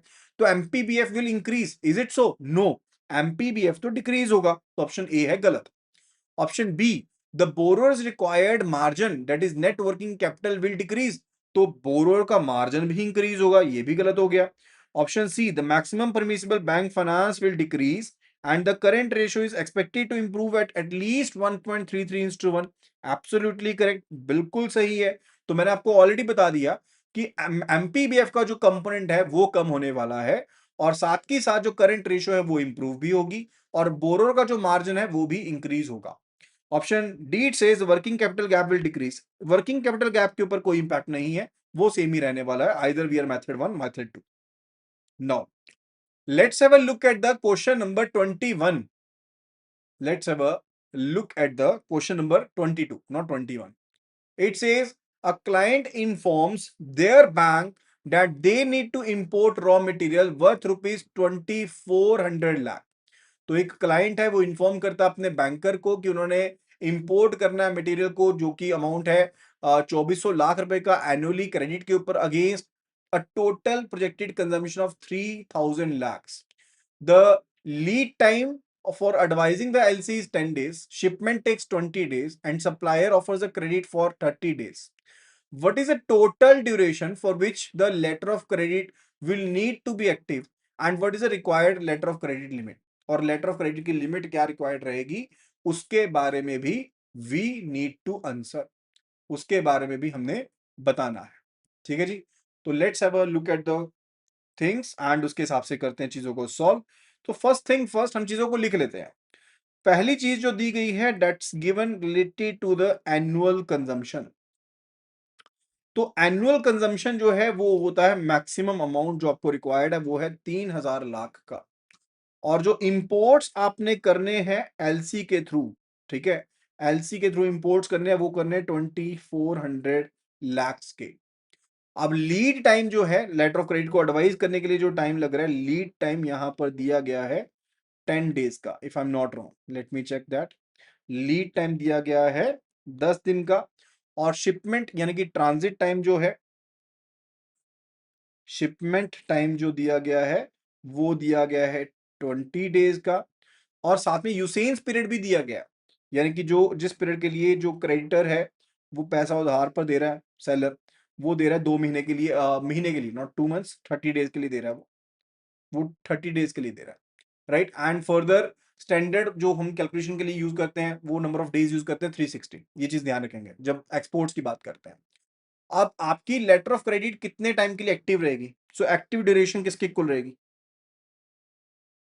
सो the active duration would be equal to lead time.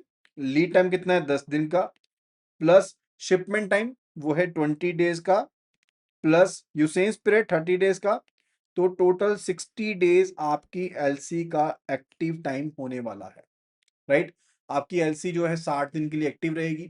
Now we need to calculate the LC limit. Second question जो था, तो हमें पता लग गया या तो ऑप्शन सी करेक्ट है या ऑप्शन डी करेक्ट है. ऑप्शन ए बी तो करेक्ट नहीं है, ठीक है. अब ऑप्शन हमें देखना है कि लिमिट कितनी रहेगी, सो उसके बारे में हमने बताना है. सो एनुअल आपका इंपोर्ट कितना है जो अपने एलसी के थ्रू करना है? 2400 लाख का. डेली रिक्वायरमेंट कितनी रहेगी? So if we look at daily requirement, तो साल का आपने करना है 2400 लाख. तो if we look at the daily requirement, that will become 2400 divided by 360. इसको कैलकुलेट कर लेते हैं. So it is 2400 divided by 360, that is equal to 6.67. 6.67 आ गया, राइट. एंड फर्दर अब हमने बताना है कि एक्टिव ड्यूरेशन के लिए आपको रिक्वायरमेंट चाहिए अगर, ठीक है, एक्टिव ड्यूरेशन के लिए that is 6.67 into number of days कितने थे? 60, ठीक है. तो उसके लिए कैलकुलेट कर लिया. 6.67 into 60 that is equal to 399.99, यानी कि लगभग ये बन गया 400 लैक्स के आसपास जो आपको रिक्वायरमेंट चाहिए, the limit which is required over, ठीक है. तो एलसी लिमिट कितनी रिक्वायर्ड रहेगी? It is for 400 lakh rupees. It is for 400 lakh rupees. तो आंसर जो रहेगा that is going to be option C. Option C is going to be the correct answer, ठीक है जी. क्लियर हो गया पार्ट ये वाला? चलो अभी चलते हैं नेक्स्ट क्वेश्चन पर. Question number 23. क्वेश्चन नंबर 23 पर चलते हैं. During a credit appraisal, a borrower offers a prime piece of real estate as collateral, the value of which is significantly higher than the loan amount requested. जो value है इसकी वो loan amount से definitely ज्यादा है. According to the sound lending practices, what is the critical limitation of this high value collateral that the appraiser must recognize? तो appraisal के time पर इस हाई वैल्यू का क्या नुकसान हो सकता है उसके बारे में वी नीड टू टेल. देखो, कोलेटरल जो है वो आपकी सबसे पहली चीज होती है कि रीपेमेंट कैपेसिटी के बारे में नहीं बताती है. जो प्राइमरी सोर्स रहेगा रीपेमेंट का वो हमेशा और हमेशा बोरोर के कैश इनफ्लोस होनी चाहिए, बोरोर की अर्निंग होनी चाहिए. इवन अगर कोलेटरल का अमाउंट ज्यादा भी है राइट। रिकवरी जो होती है वो सेल के थ्रू होगी, इन्फोर्समेंट के थ्रू ही होगी। That will B time consuming, ठीक है, उसमें लिटिगेशन जाएगा। वैल्यू इरोसिव भी हो सकता है, यानी कि डिस्ट्रेस जो सेल होता है डेफिनेटली आपके पास कम वैल्यू रहेगी, एंड डेफिनेटली अनसर्टेनिटी होती है बिकॉज टाइटल डिस्प्यूट हो सकता है, रेगुलेटरी रिस्ट्रिक्शंस हो सकती हैं, मार्केटेबिलिटी के इश्यूज हो सकते हैं, so those things can be there. So it says it increases the administrative burden of the loan documentation and legal verification. ठीक है, तो ऑप्शन ए इनकरेक्ट है। देखो वो चीज ट्रू है एडमिनिस्ट्रेटिव पॉइंट से, लेकिन फंडामेंटल लिमिटेशन जो है क्वालिटी ऑफ द क्रेडिट के बारे में रहती है, right. Option B says it can not improve the underlying financial viability of the business propose. Absolutely correct, कि उसकी क्वालिटी को थोड़ा इंक्रीज कर देगी अगर क्वालिटी आपकी कोलेटरल की वैल्यू ज्यादा भी है तो, राइट। तो क्वालिटी ऑफ क्रेडिट को इंपैक्ट नहीं करती है। उसका रोल जो होता है वो फॉल बैक के ऊपर होता है, यानी कि अगर फॉल बैक हो गया तो उसके केस में सब्स्टिट्यूट की तरह शोकेस कर सकते हो, बट आपको प्लान करना चाहिए toward the robust cash flows, उसके अकॉर्डिंग आपको लेंडिंग करनी चाहिए, right. So option B will be the correct answer. वो है प्रिंसिपल्स ऑफ लेंडिंग से। It says a newly established IT services company needs funds to purchase high-end servers and workstations for its office. With a plan to repay the amount over 5 years from the operational profits, simultaneously it requires flexible credit line to manage monthly salary payments and other recurring operational expenses. Which combination of credit facilities would be most appropriate? तो कौन सी facility जो रहेंगी सबसे ज्यादा appropriate रहेंगी? Term loan for salaries and cash credit for servers. ये basically opposite रहना चाहिए, यानी कि जो आपके रूटीन के खर्चे हैं उनके लिए सैलरीज होनी चाहिए, एंड जो टर्म लोन है वो आपका सुटेबल रहेगा फॉर सर्वर्स जो एक फिक्स्ड एक्सपेंस है, right. Option B says both requirement should be met through a single large cash credit limit. तो दोनों के लिए सीसी लिमिट आप नहीं देंगे। देखो सीसी लिमिट का इस्तेमाल अगर आप कैपिटल एक्सपेंडिचर के लिए करते हो तो वो अमाउंट करेगा किसको रिलेटेड, कि ये डाइवर्जन ऑफ फंड्स हुआ है, राइट। एंड ये साउंड प्रिंसिपल ऑफ लेंडिंग के अगेंस्ट है। सो ये एक मिसमैच क्रिएट कर देगा short term liability and long term asset के बीच में। सो that is not required. Option she says that the term loan for servers and workstations and cash credit for operational expenses absolutely correct। तो इसी तरह से lending की जाएगी। Term loan दिया जाएगा सर्वर्स वर्कस्टेशंस के लिए और सीसी लिमिट दी जाएगा for the operational expenses like salaries etcetera, right. चलिए अभी चलते हैं नेक्स्ट क्वेश्चन के ऊपर। For a comprehensive credit assessment using the credit monitoring data, CMA के लिए, ठीक है। तो मैंने आपको ऑलरेडी सीएमए से रिलेटेड जो 6 फॉर्म्स से उनके बारे में इन डिटेल बताया था कि ये जो 6 फॉर्म्स होते हैं सीएमए से रिलेटेड, ये क्या क्या इंफॉर्मेशन हमें प्रोवाइड करते हैं, right. So for a comprehensive credit assessment using the CMA data, a banker wants to analyse the movement of funds within a company over the last financial year to understand how it generated and used its cash. Which specific form within the CMA data deals with it? कौन सा चीज जो है वो CMA data से related इसमें काम करती है? वैसे क्वेश्चन में ना आपको इवन ये जो कंपोनेंट दिया गया ना अलग से, ये वाला कंपोनेंट नहीं दिया जाएगा, आपको सिर्फ फॉर्म नंबर आएंगे, ठीक है। तो ये तो आपको बहुत इजी हो गया क्वेश्चन, यहाँ पर तो सिंपल समझ में आ रहा है कि फॉर्म 6 यहाँ पर काम में आएगा। अदरवाइज नहीं कहा जाता, बताया नहीं जाता कि कौन सा पर्टिकुलर फॉर्म किससे से रिलेटेड है, तो आपको याद रखने पड़ते हैं। 6 फॉर्म है टोटल, ऑलरेडी मैंने बताया था लास्ट वीडियो में, आप एक बार उसको जरूर गो थ्रू कीजिएगा, राइट। चलिए अभी चलते हैं नेक्स्ट क्वेश्चन के ऊपर, क्वेश्चन नंबर 26 के ऊपर। A retailer in India agrees to purchase goods from a new unknown supplier in Vietnam। तो एक रिटेलर है इंडिया में जो अग्री करता है कि उसने गुड्स को परचेज करना है एक नए सप्लायर से, ठीक है, जो कि अननोन सप्लायर है वियतनाम का।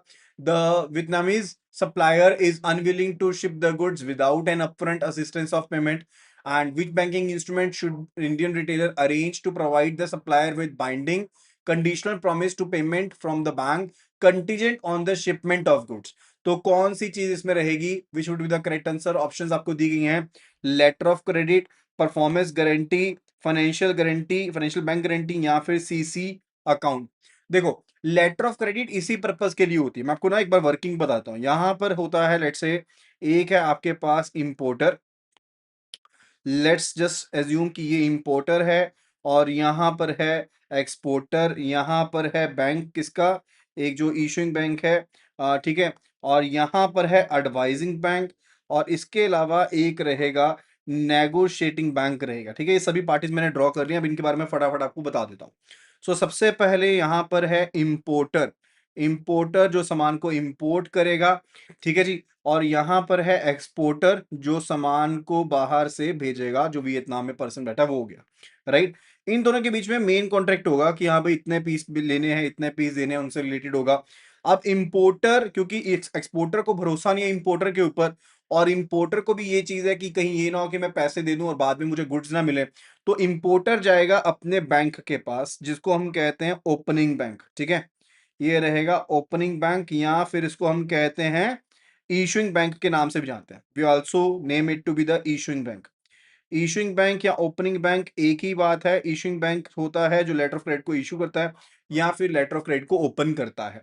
और ये ओपनिंग बैंक एक अनकंडीशनल इररिवोकेबल अंडरटेकिंग देता है कि इन केस अगर एक्सपोर्टर जो है वो कंप्लाइंग प्रेजेंटेशन करता है, यानी कि जो भी लेटर ऑफ क्रेडिट की टर्म्स एंड कंडीशंस हैं उनके हिसाब से शिपमेंट करता है, सब चीजें करता है, तो ये गारंटी देता है भाई कि मैं पेमेंट करूंगा तुम्हें, राइट। सो ये चीज होती है। तो लेटर ऑफ क्रेडिट ओपन की जाएगी ओपनिंग बैंक के द्वारा, और ओपनिंग बैंक जो है लेटर ऑफ क्रेडिट को फर्दर एडवाइस कर देगा टू द एक्सपोर्टर। अब ये खुद तो डायरेक्टली करेगा नहीं, तो एक्सपोर्टर की कंट्री में एक बैंक होगा, उसके थ्रू भेजेगा। इस बैंक को हम क्या कहते हैं, we say it to be advising bank. क्या कहा जाता है इसको, एडवाइजिंग बैंक कहा जाता है। अब एडवाइजिंग बैंक का काम क्या है कि इसने ऑथेंटिसिटी को चेक करना होता है। जो लेटर ऑफ क्रेडिट होती है ना, इसकी ऑथेंटिसिटी को चेक करने का काम किसका होता है, ये सारा कामकाज होता है एडवाइजिंग बैंक का, ठीक है। ऑथेंटिसिटी को चेक करता है, उसके बाद इस लेटर ऑफ क्रेडिट को फर्दर एडवाइज कर देता है to the exporter.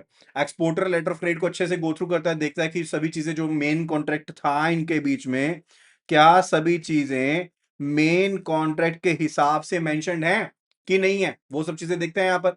And further letter of credit के हिसाब से ये क्या करता है, अगर सब कुछ सही है फिर आगे ये शिपमेंट कर देता है, it does the shipment further.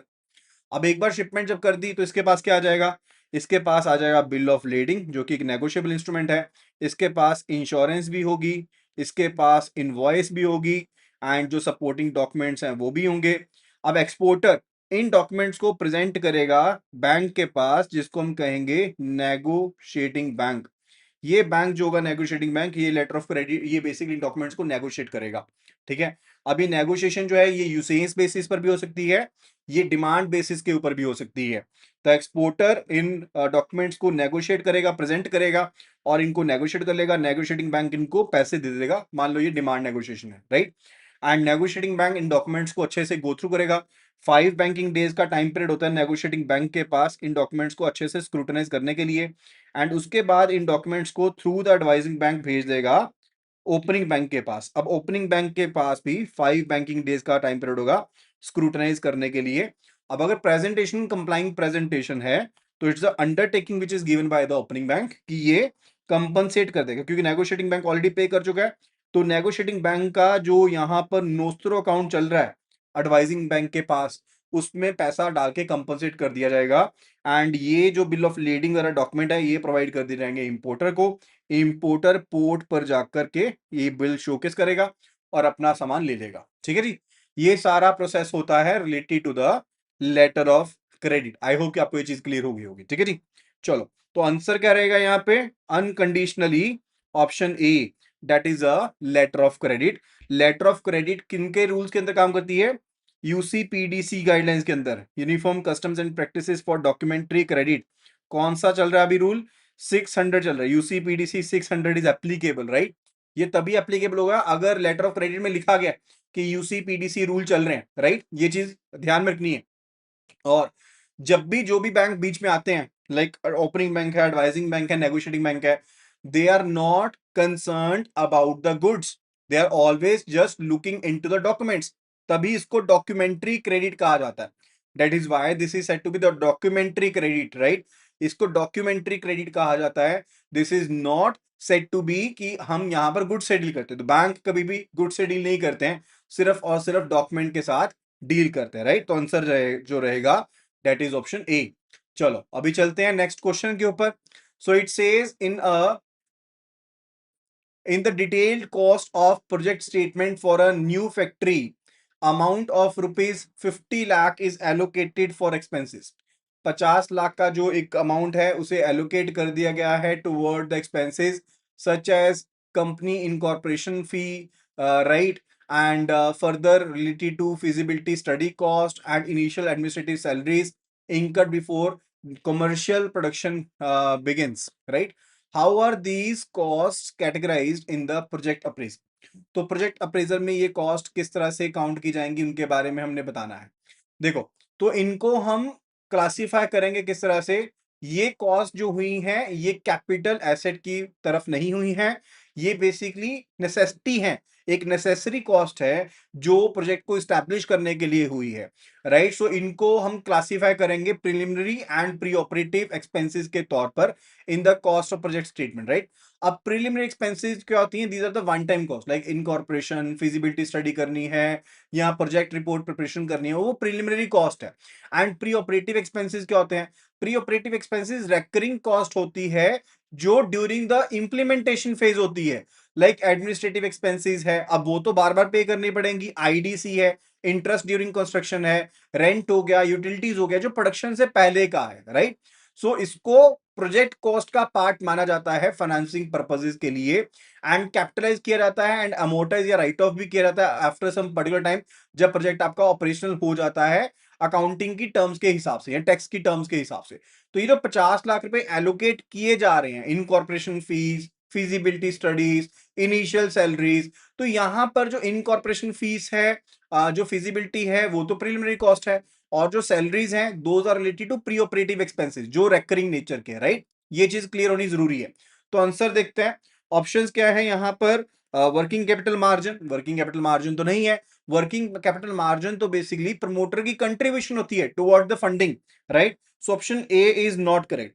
Miscellaneous fixed assets, miscellaneous fixed asset का मतलब होता है टेंजिबल एसेट्स, जैसे कि फर्नीचर हो गया, व्हीकल हो गया, ठीक है, वो उसके बारे में नहीं है, तो basically option B is not correct. Contingency, contingency provision होती है जो आपको पता नहीं है कि पैसा खर्च होगा या प्राइस बढ़ जाएगा, उसके रिलेटेड होता है, राइट। सो ऑप्शन जो सी है that is also not the correct answer. I have already told you option D is the correct answer here, ठीक है जी। चलो, अभी हम चलते हैं नेक्स्ट क्वेश्चन की तरफ। It's related to the principles of lending. The Tandon committee in its 1975 recommendations introduced a foundational concept। तो टंडन कमेटी ने 1975 के रिकमेंडेशन के हिसाब से एक फाउंडेशनल कंसेप्ट दिया था सिस्टमेटिक असेसमेंट को लेकर के related to working capital finance by the banks. What was the key concept that defined the shortfall between a company's current assets and its non-current liabilities? तो की कंसेप्ट क्या था जिसने डिफाइन किया कि शॉर्टफॉल क्या है, right, between the companies current assets and it's non bank current liabilities, उसके बारे में हमने बताना है, उसको क्या नाम कहा जाता है, नेटवर्किंग कैपिटल। देखो, नेटवर्किंग कैपिटल किसके इक्वल होता है? net working capital is equal to current assets which are exceeding over the current liabilities, right। वो बेसिकली आपका डिफाइंड नहीं था, टंडन कमेटी में के हिसाब से डिफाइंड नहीं था, तो ऑप्शन ए तो करेक्ट नहीं है। Option B gross working capital, जो कि टोटल करंट एसेट्स होते हैं उसको कहते हैं gross working capital, that is also not the correct answer.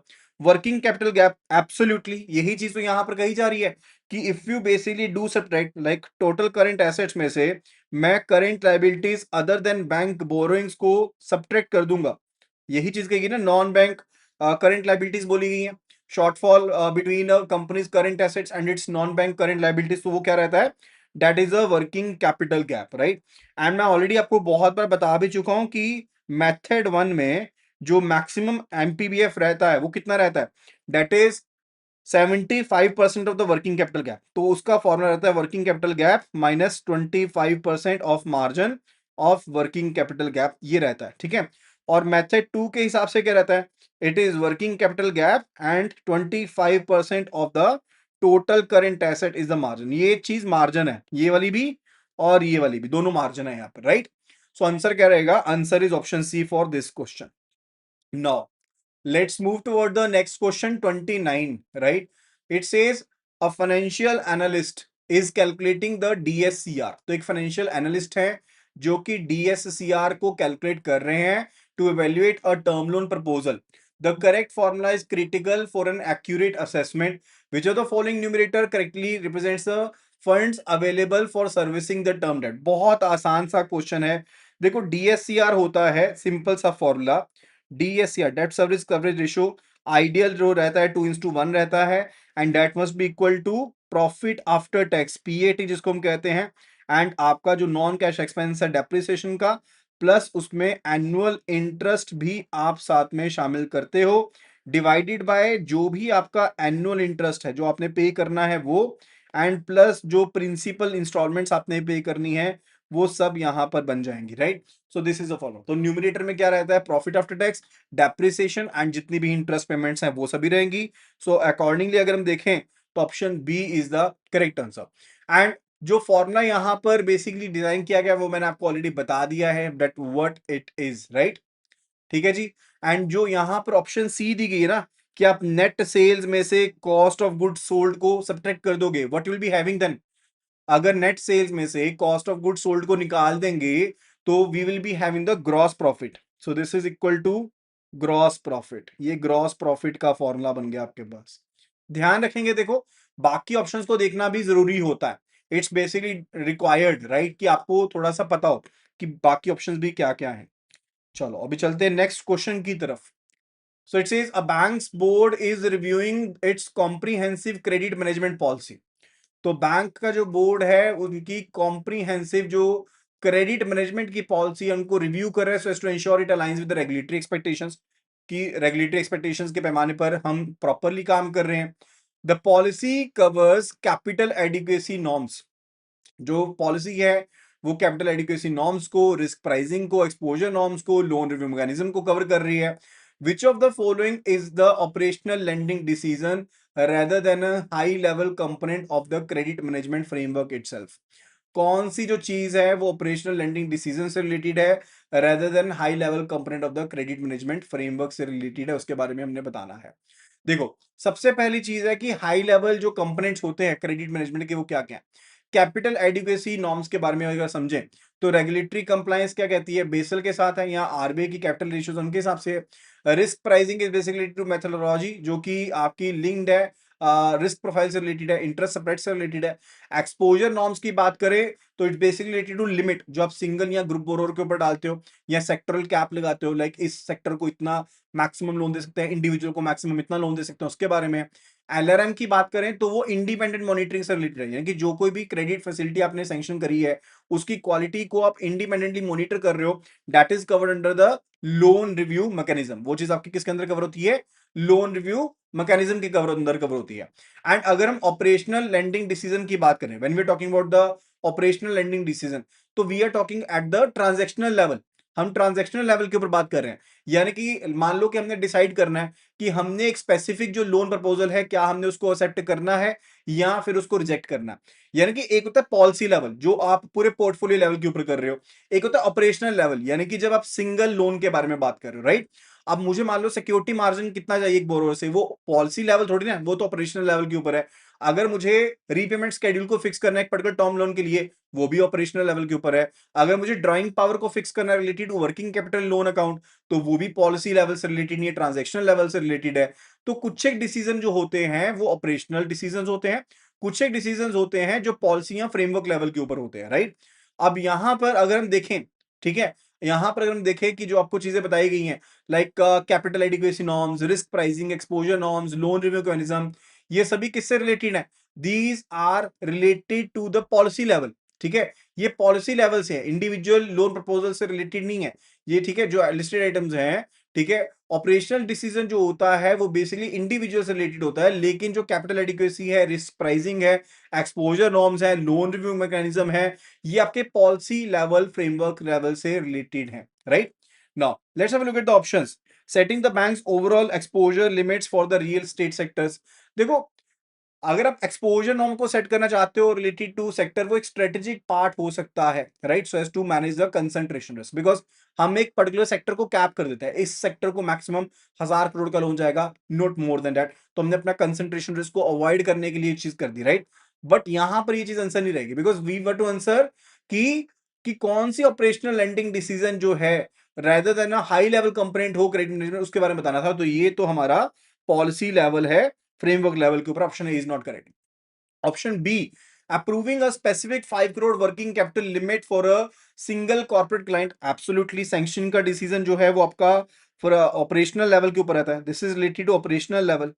ये जो आपका डिसीजन है ये ऑपरेशनल लेवल डिसीजन है, फ्रेमवर्क लेवल डिसीजन नहीं है. That is why this is the correct answer.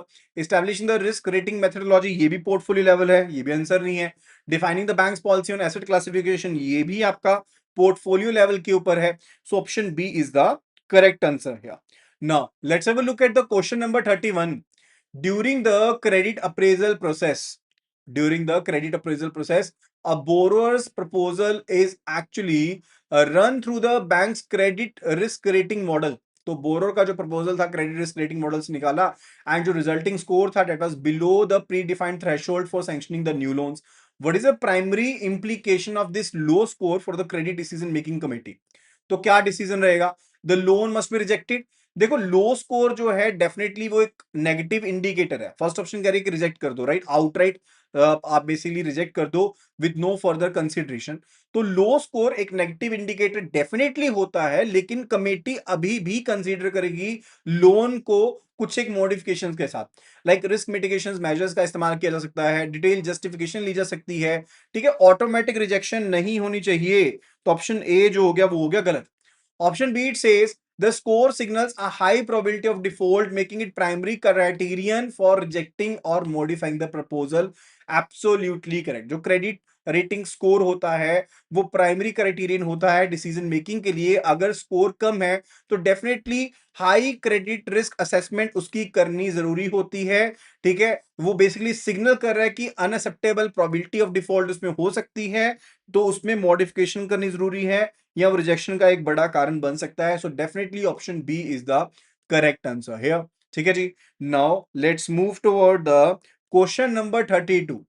From the financial data provided, जो फाइनेंशियल डाटा प्रोवाइड किया गया है, a company is having the total current assets, company के जो total current assets है those are given to be 370 and the other current liabilities of rupees 150 and existing short term bank credit of rupees 200. If the bank assesses this company using the Tandon committee first method, what would be the calculated excess borrowings? तो excess borrowings क्या रहेंगी उनके बारे में हमने बताना है.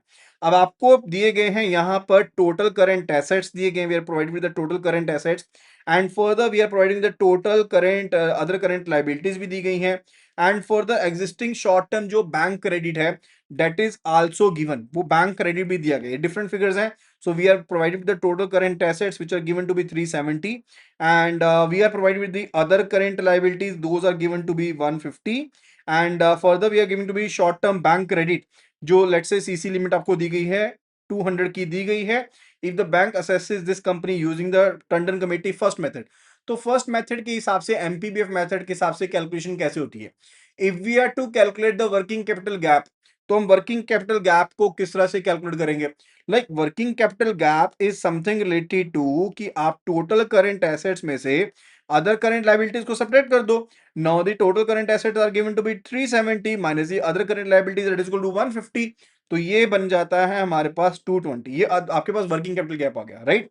Now आपके पास एमपीबीएफ क्या होगा? MPBF maximum permissible bank finance as per the method 1, already मैंने आपको बताया था, that is WCG minus 25% of the WCG, ये आपका फॉर्मूला रहता है, right. This is a formula. तो WCG है मेरे पास 220 minus 25% of 220, 25% of 220, that is it. तो इस तरह से हम कर लेंगे कैलकुलेशंस. यहां पर सिंपल कैलकुलेटर अलाउड है.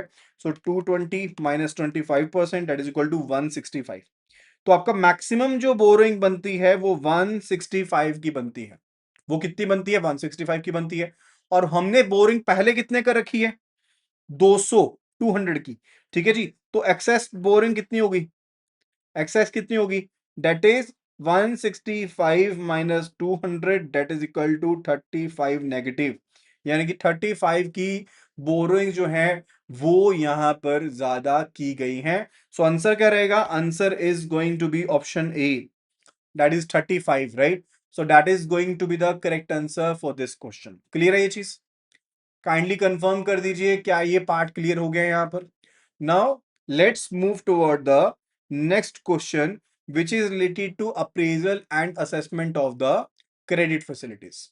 The question says an export oriented manufacturing unit applies for a non-fund based limit to furnish a guarantee.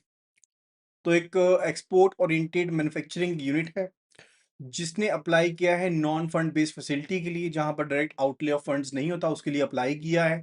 ठीक है, to furnish the guarantee to the government for securing the export quota, right? According to the principles of credit assessment for such facilities, what primary factor will the bank use to determine the appropriate limit for this guarantee? Right? उसके बारे में बताना। सो की principal के बारे में बताना। देखो, नॉन फंड जो फैसिलिटीज होती हैं, जैसे बैंक गारंटी हो गया, लेटर ऑफ क्रेडिट हो गया, स्टेट आपकी stand bye letter of credit हो गई। ठीक है, बैंक जहां पर डिसबर्स नहीं करता पैसे को, राइट, लेकिन एक कंटिजेंट एबिलिटी ले लेता है उस चीज के ऊपर कि अगर कल कोई चीज ना हुई तो बैंक बेसिकली पेमेंट करेगा। ठीक है, एंड ऐसी जो भी लिमिट सैंक्शन की जाती है, राइट, वो इमीडिएट कैश रिक्वायरमेंट के बेस पर नहीं की जाती, लेकिन जो बोरोर का अंडरलाइंग बिजनेस नीड है, कैपेसिटी है, उसके बेस पर की जाती है।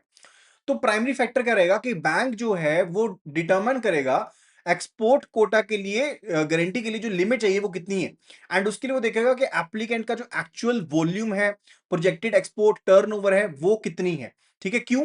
क्योंकि गारंटर जो है, जो गारंटी जो दी जाएगी, debt must align with the export performance. ठीक है, वो एक्सपोर्ट परफॉर्मेंस के साथ भी अलाइन करनी चाहिए और एक्सपोर्ट कोटा रिक्वायरमेंट के साथ भी अलाइन करनी चाहिए।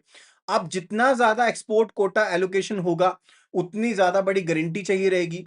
एंड फर्दर ये चीज बेसिकली ये इंश्योर करती है कि जो फैसिलिटी है वो कमेंसरेट कर रही है with the scale of the borrows export operations, कि उसके कितना आपका ऑपरेशन चल रहा है एक्सपोर्ट का।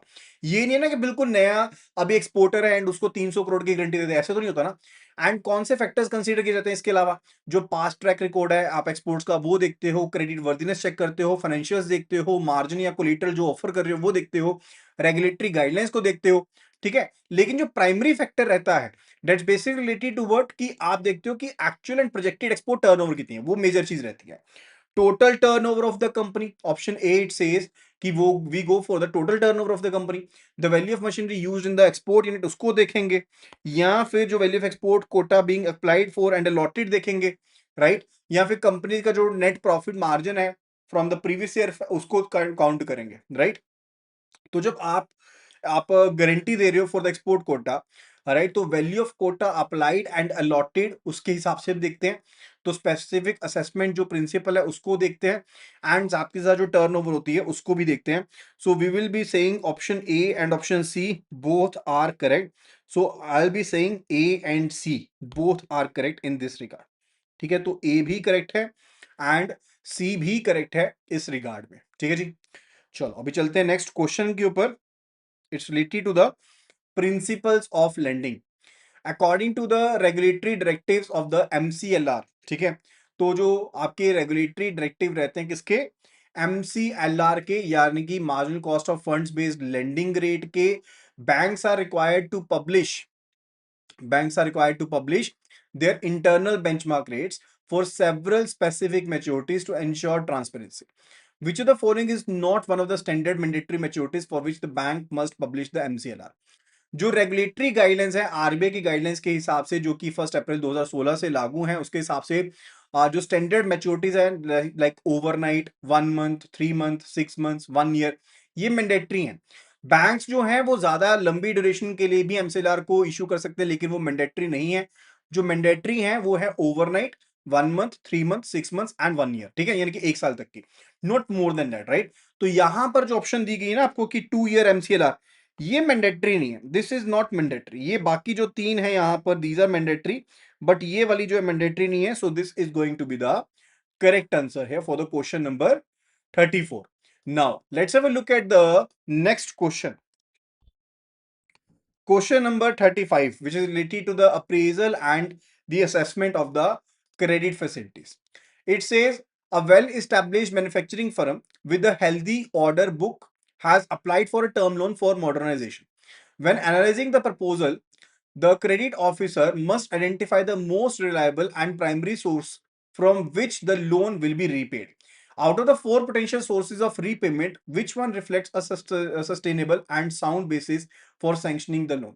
ठीक है, तो किस चीज को ज्यादा आप बेटर मानेंगे उसके बारे में हमने बताना है। देखो पॉसिबल रीपेमेंट सोर्सेज क्या हो सकते हैं, लाइक सेल ऑफ कोलेटरल, यानी कि आप सेकेंडरी जो आपकी आपकी चीज है उसको पे कर दोगे, लेकिन ये सेकेंडरी होता है और टाइम कंज्यूमिंग होता है। फ्यूचर रीफाइनेंसिंग या फिर न्यू बोरोइंग के थ्रू, ये भी सस्टेनेबल नहीं है। प्रमोटर्स गारंटी, प्रमोटर की गारंटी मिल जाए या वो अपना नया पैसा ले आएंगे, ये सपोर्टिव हो सकता है, लेकिन कंटिन्यूस कैश फ्लो नहीं होता।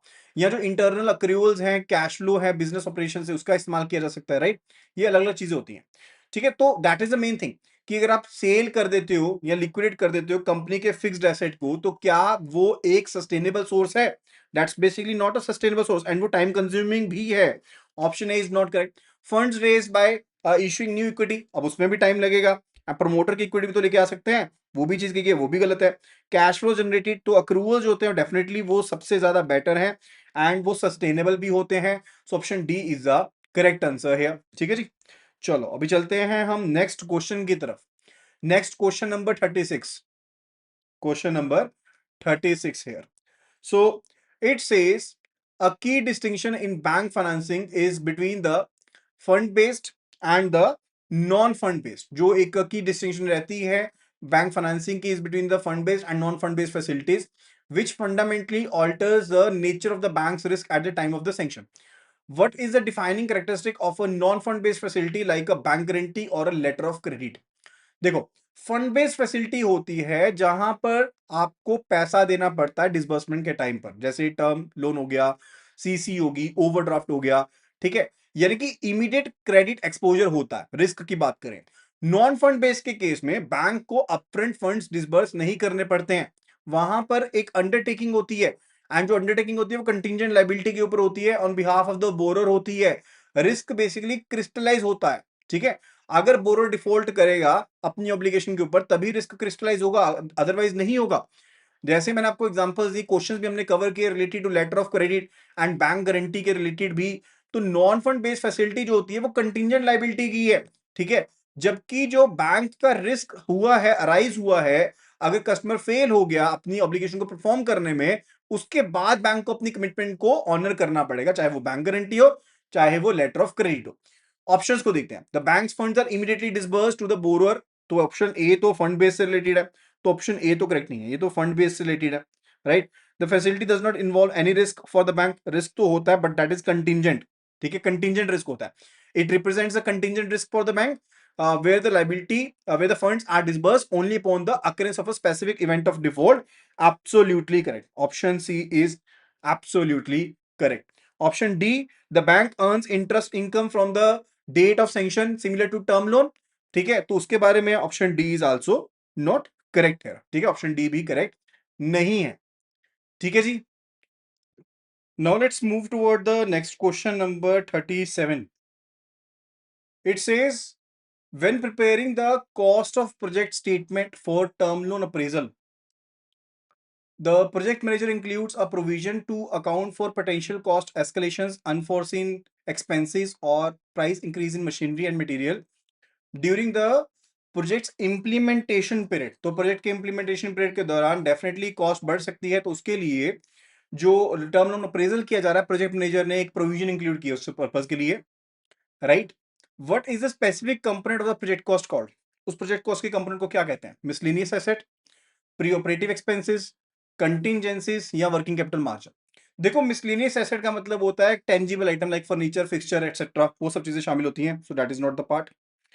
प्री ऑपरेटिव एक्सपेंसेस जो होते हैं वो प्लान्ड होते हैं, नॉन कॉस्ट होती है, जो आपको पहले होता है, ठीक है, शुरू से पता होता है होंगी, ठीक है, जैसे इनकॉर्पोरेशन फीस होगी, टेक्निकल नो हाउ फीस होगी, वो भी नहीं है। ऑप्शन सी कंटिंजेंसी, कंटिंजेंसी का मतलब ही होता है कि कल को जाकर ये चीज हो सकती है, राइट, आपको एक बफर देना पड़ता है अनएक्सपेक्टेड कॉस्ट ओवररन का। So option C is absolutely correct, ठीक है जी। वर्किंग कैपिटल मार्जिन जो होता है वो प्रमोटर की कंट्रीब्यूशन है toward the initial operating cycle, ठीक है, तो that is not the correct answer. So option C is the correct answer for this question. Now let's move toward the last question of this video. It's related to the principles of lending. The Nayak committee recommendations simplified the working capital assessment process। तो working capital assessment process को simplify कर दिया specific segment of the borrowers के लिए, क्योंकि link कर दिया credit limit को उनके टर्नओवर के साथ। What is the eligibility criterion for small enterprises to be assessed under this method as per the guidelines? तो guidelines के अकॉर्डिंग कौन पर्सन यहाँ पर एलिजिबल है उसके बारे में हमने बताना है। अब वर्किंग कैपिटल रिक्वायरमेंट जो रहती है टू बी असेस्ड बेसिकली वो कितनी रहती है 25% रहती है, यानी कि प्रोजेक्टेड एनुअल टर्नओवर का 25% रहता है फाइनेंस रहेगा, 5% मार्जिन रहेगा, 20% फाइनेंस दे दोगे। ठीक है। एलिजिबिलिटी क्राइटेरियन की बात करें तो ये एप्लीकेबल है for the small and medium enterprises के लिए, जिसमें tiny and small scale units भी शामिल रहेंगे, एंड बोरर्स जिनको फंड बेस्ड फैसिलिटी चाहिए अप टू ₹5 करोड़, पहले 1 करोड़ की होती थी लेकिन अब बाद में इसको बढ़ा करके 5 करोड़ कर दिया गया है, उनकी असेसमेंट नायक कमेटी के अंडर की जा सकती है। राइट। सो ऑप्शन देखते हैं। Aggregate sanctioned working capital and fund based limit up to 2 crore, no. Aggregate sanctioned working capital limits fund based limits up to ₹5 crore, absolutely correct. तो 5 करोड़ की तक की अगर लिमिट चाहिए माइक्रो स्मॉल एंटरप्राइजेस को, टाइनी सेक्टर्स जो अवेलेबल होते हैं वो भी इसमें शामिल होते हैं, वो 5 करोड़ तक की लिमिट उनको मिल सकती है। So option B is the correct answer here. Right. So that will be all related to this video. I hope कि आपको डेफिनेटली बहुत से कंसेप्ट्स जो होंगे वो क्लियर हुए होंगे। तो अगर वीडियो पसंद आई तो वीडियो को फटाफट से लाइक करो, वीडियो को शेयर जरूर करो अपने फ्रेंड्स एंड कलीग्स के साथ, एंड मेक श्योर कि आप चैनल को सब्सक्राइब कर ले जल्दी से जल्दी, ताकि आगे आने वाली वीडियोस का एक्सेस आपको मिल पाए। सो that will be all, and साथ के साथ एप्लीकेशन जो है हमारी डाउनलोड कर लीजिए so that you can get all the things from there. So thank you so much and see you again in the next video. Happy learning.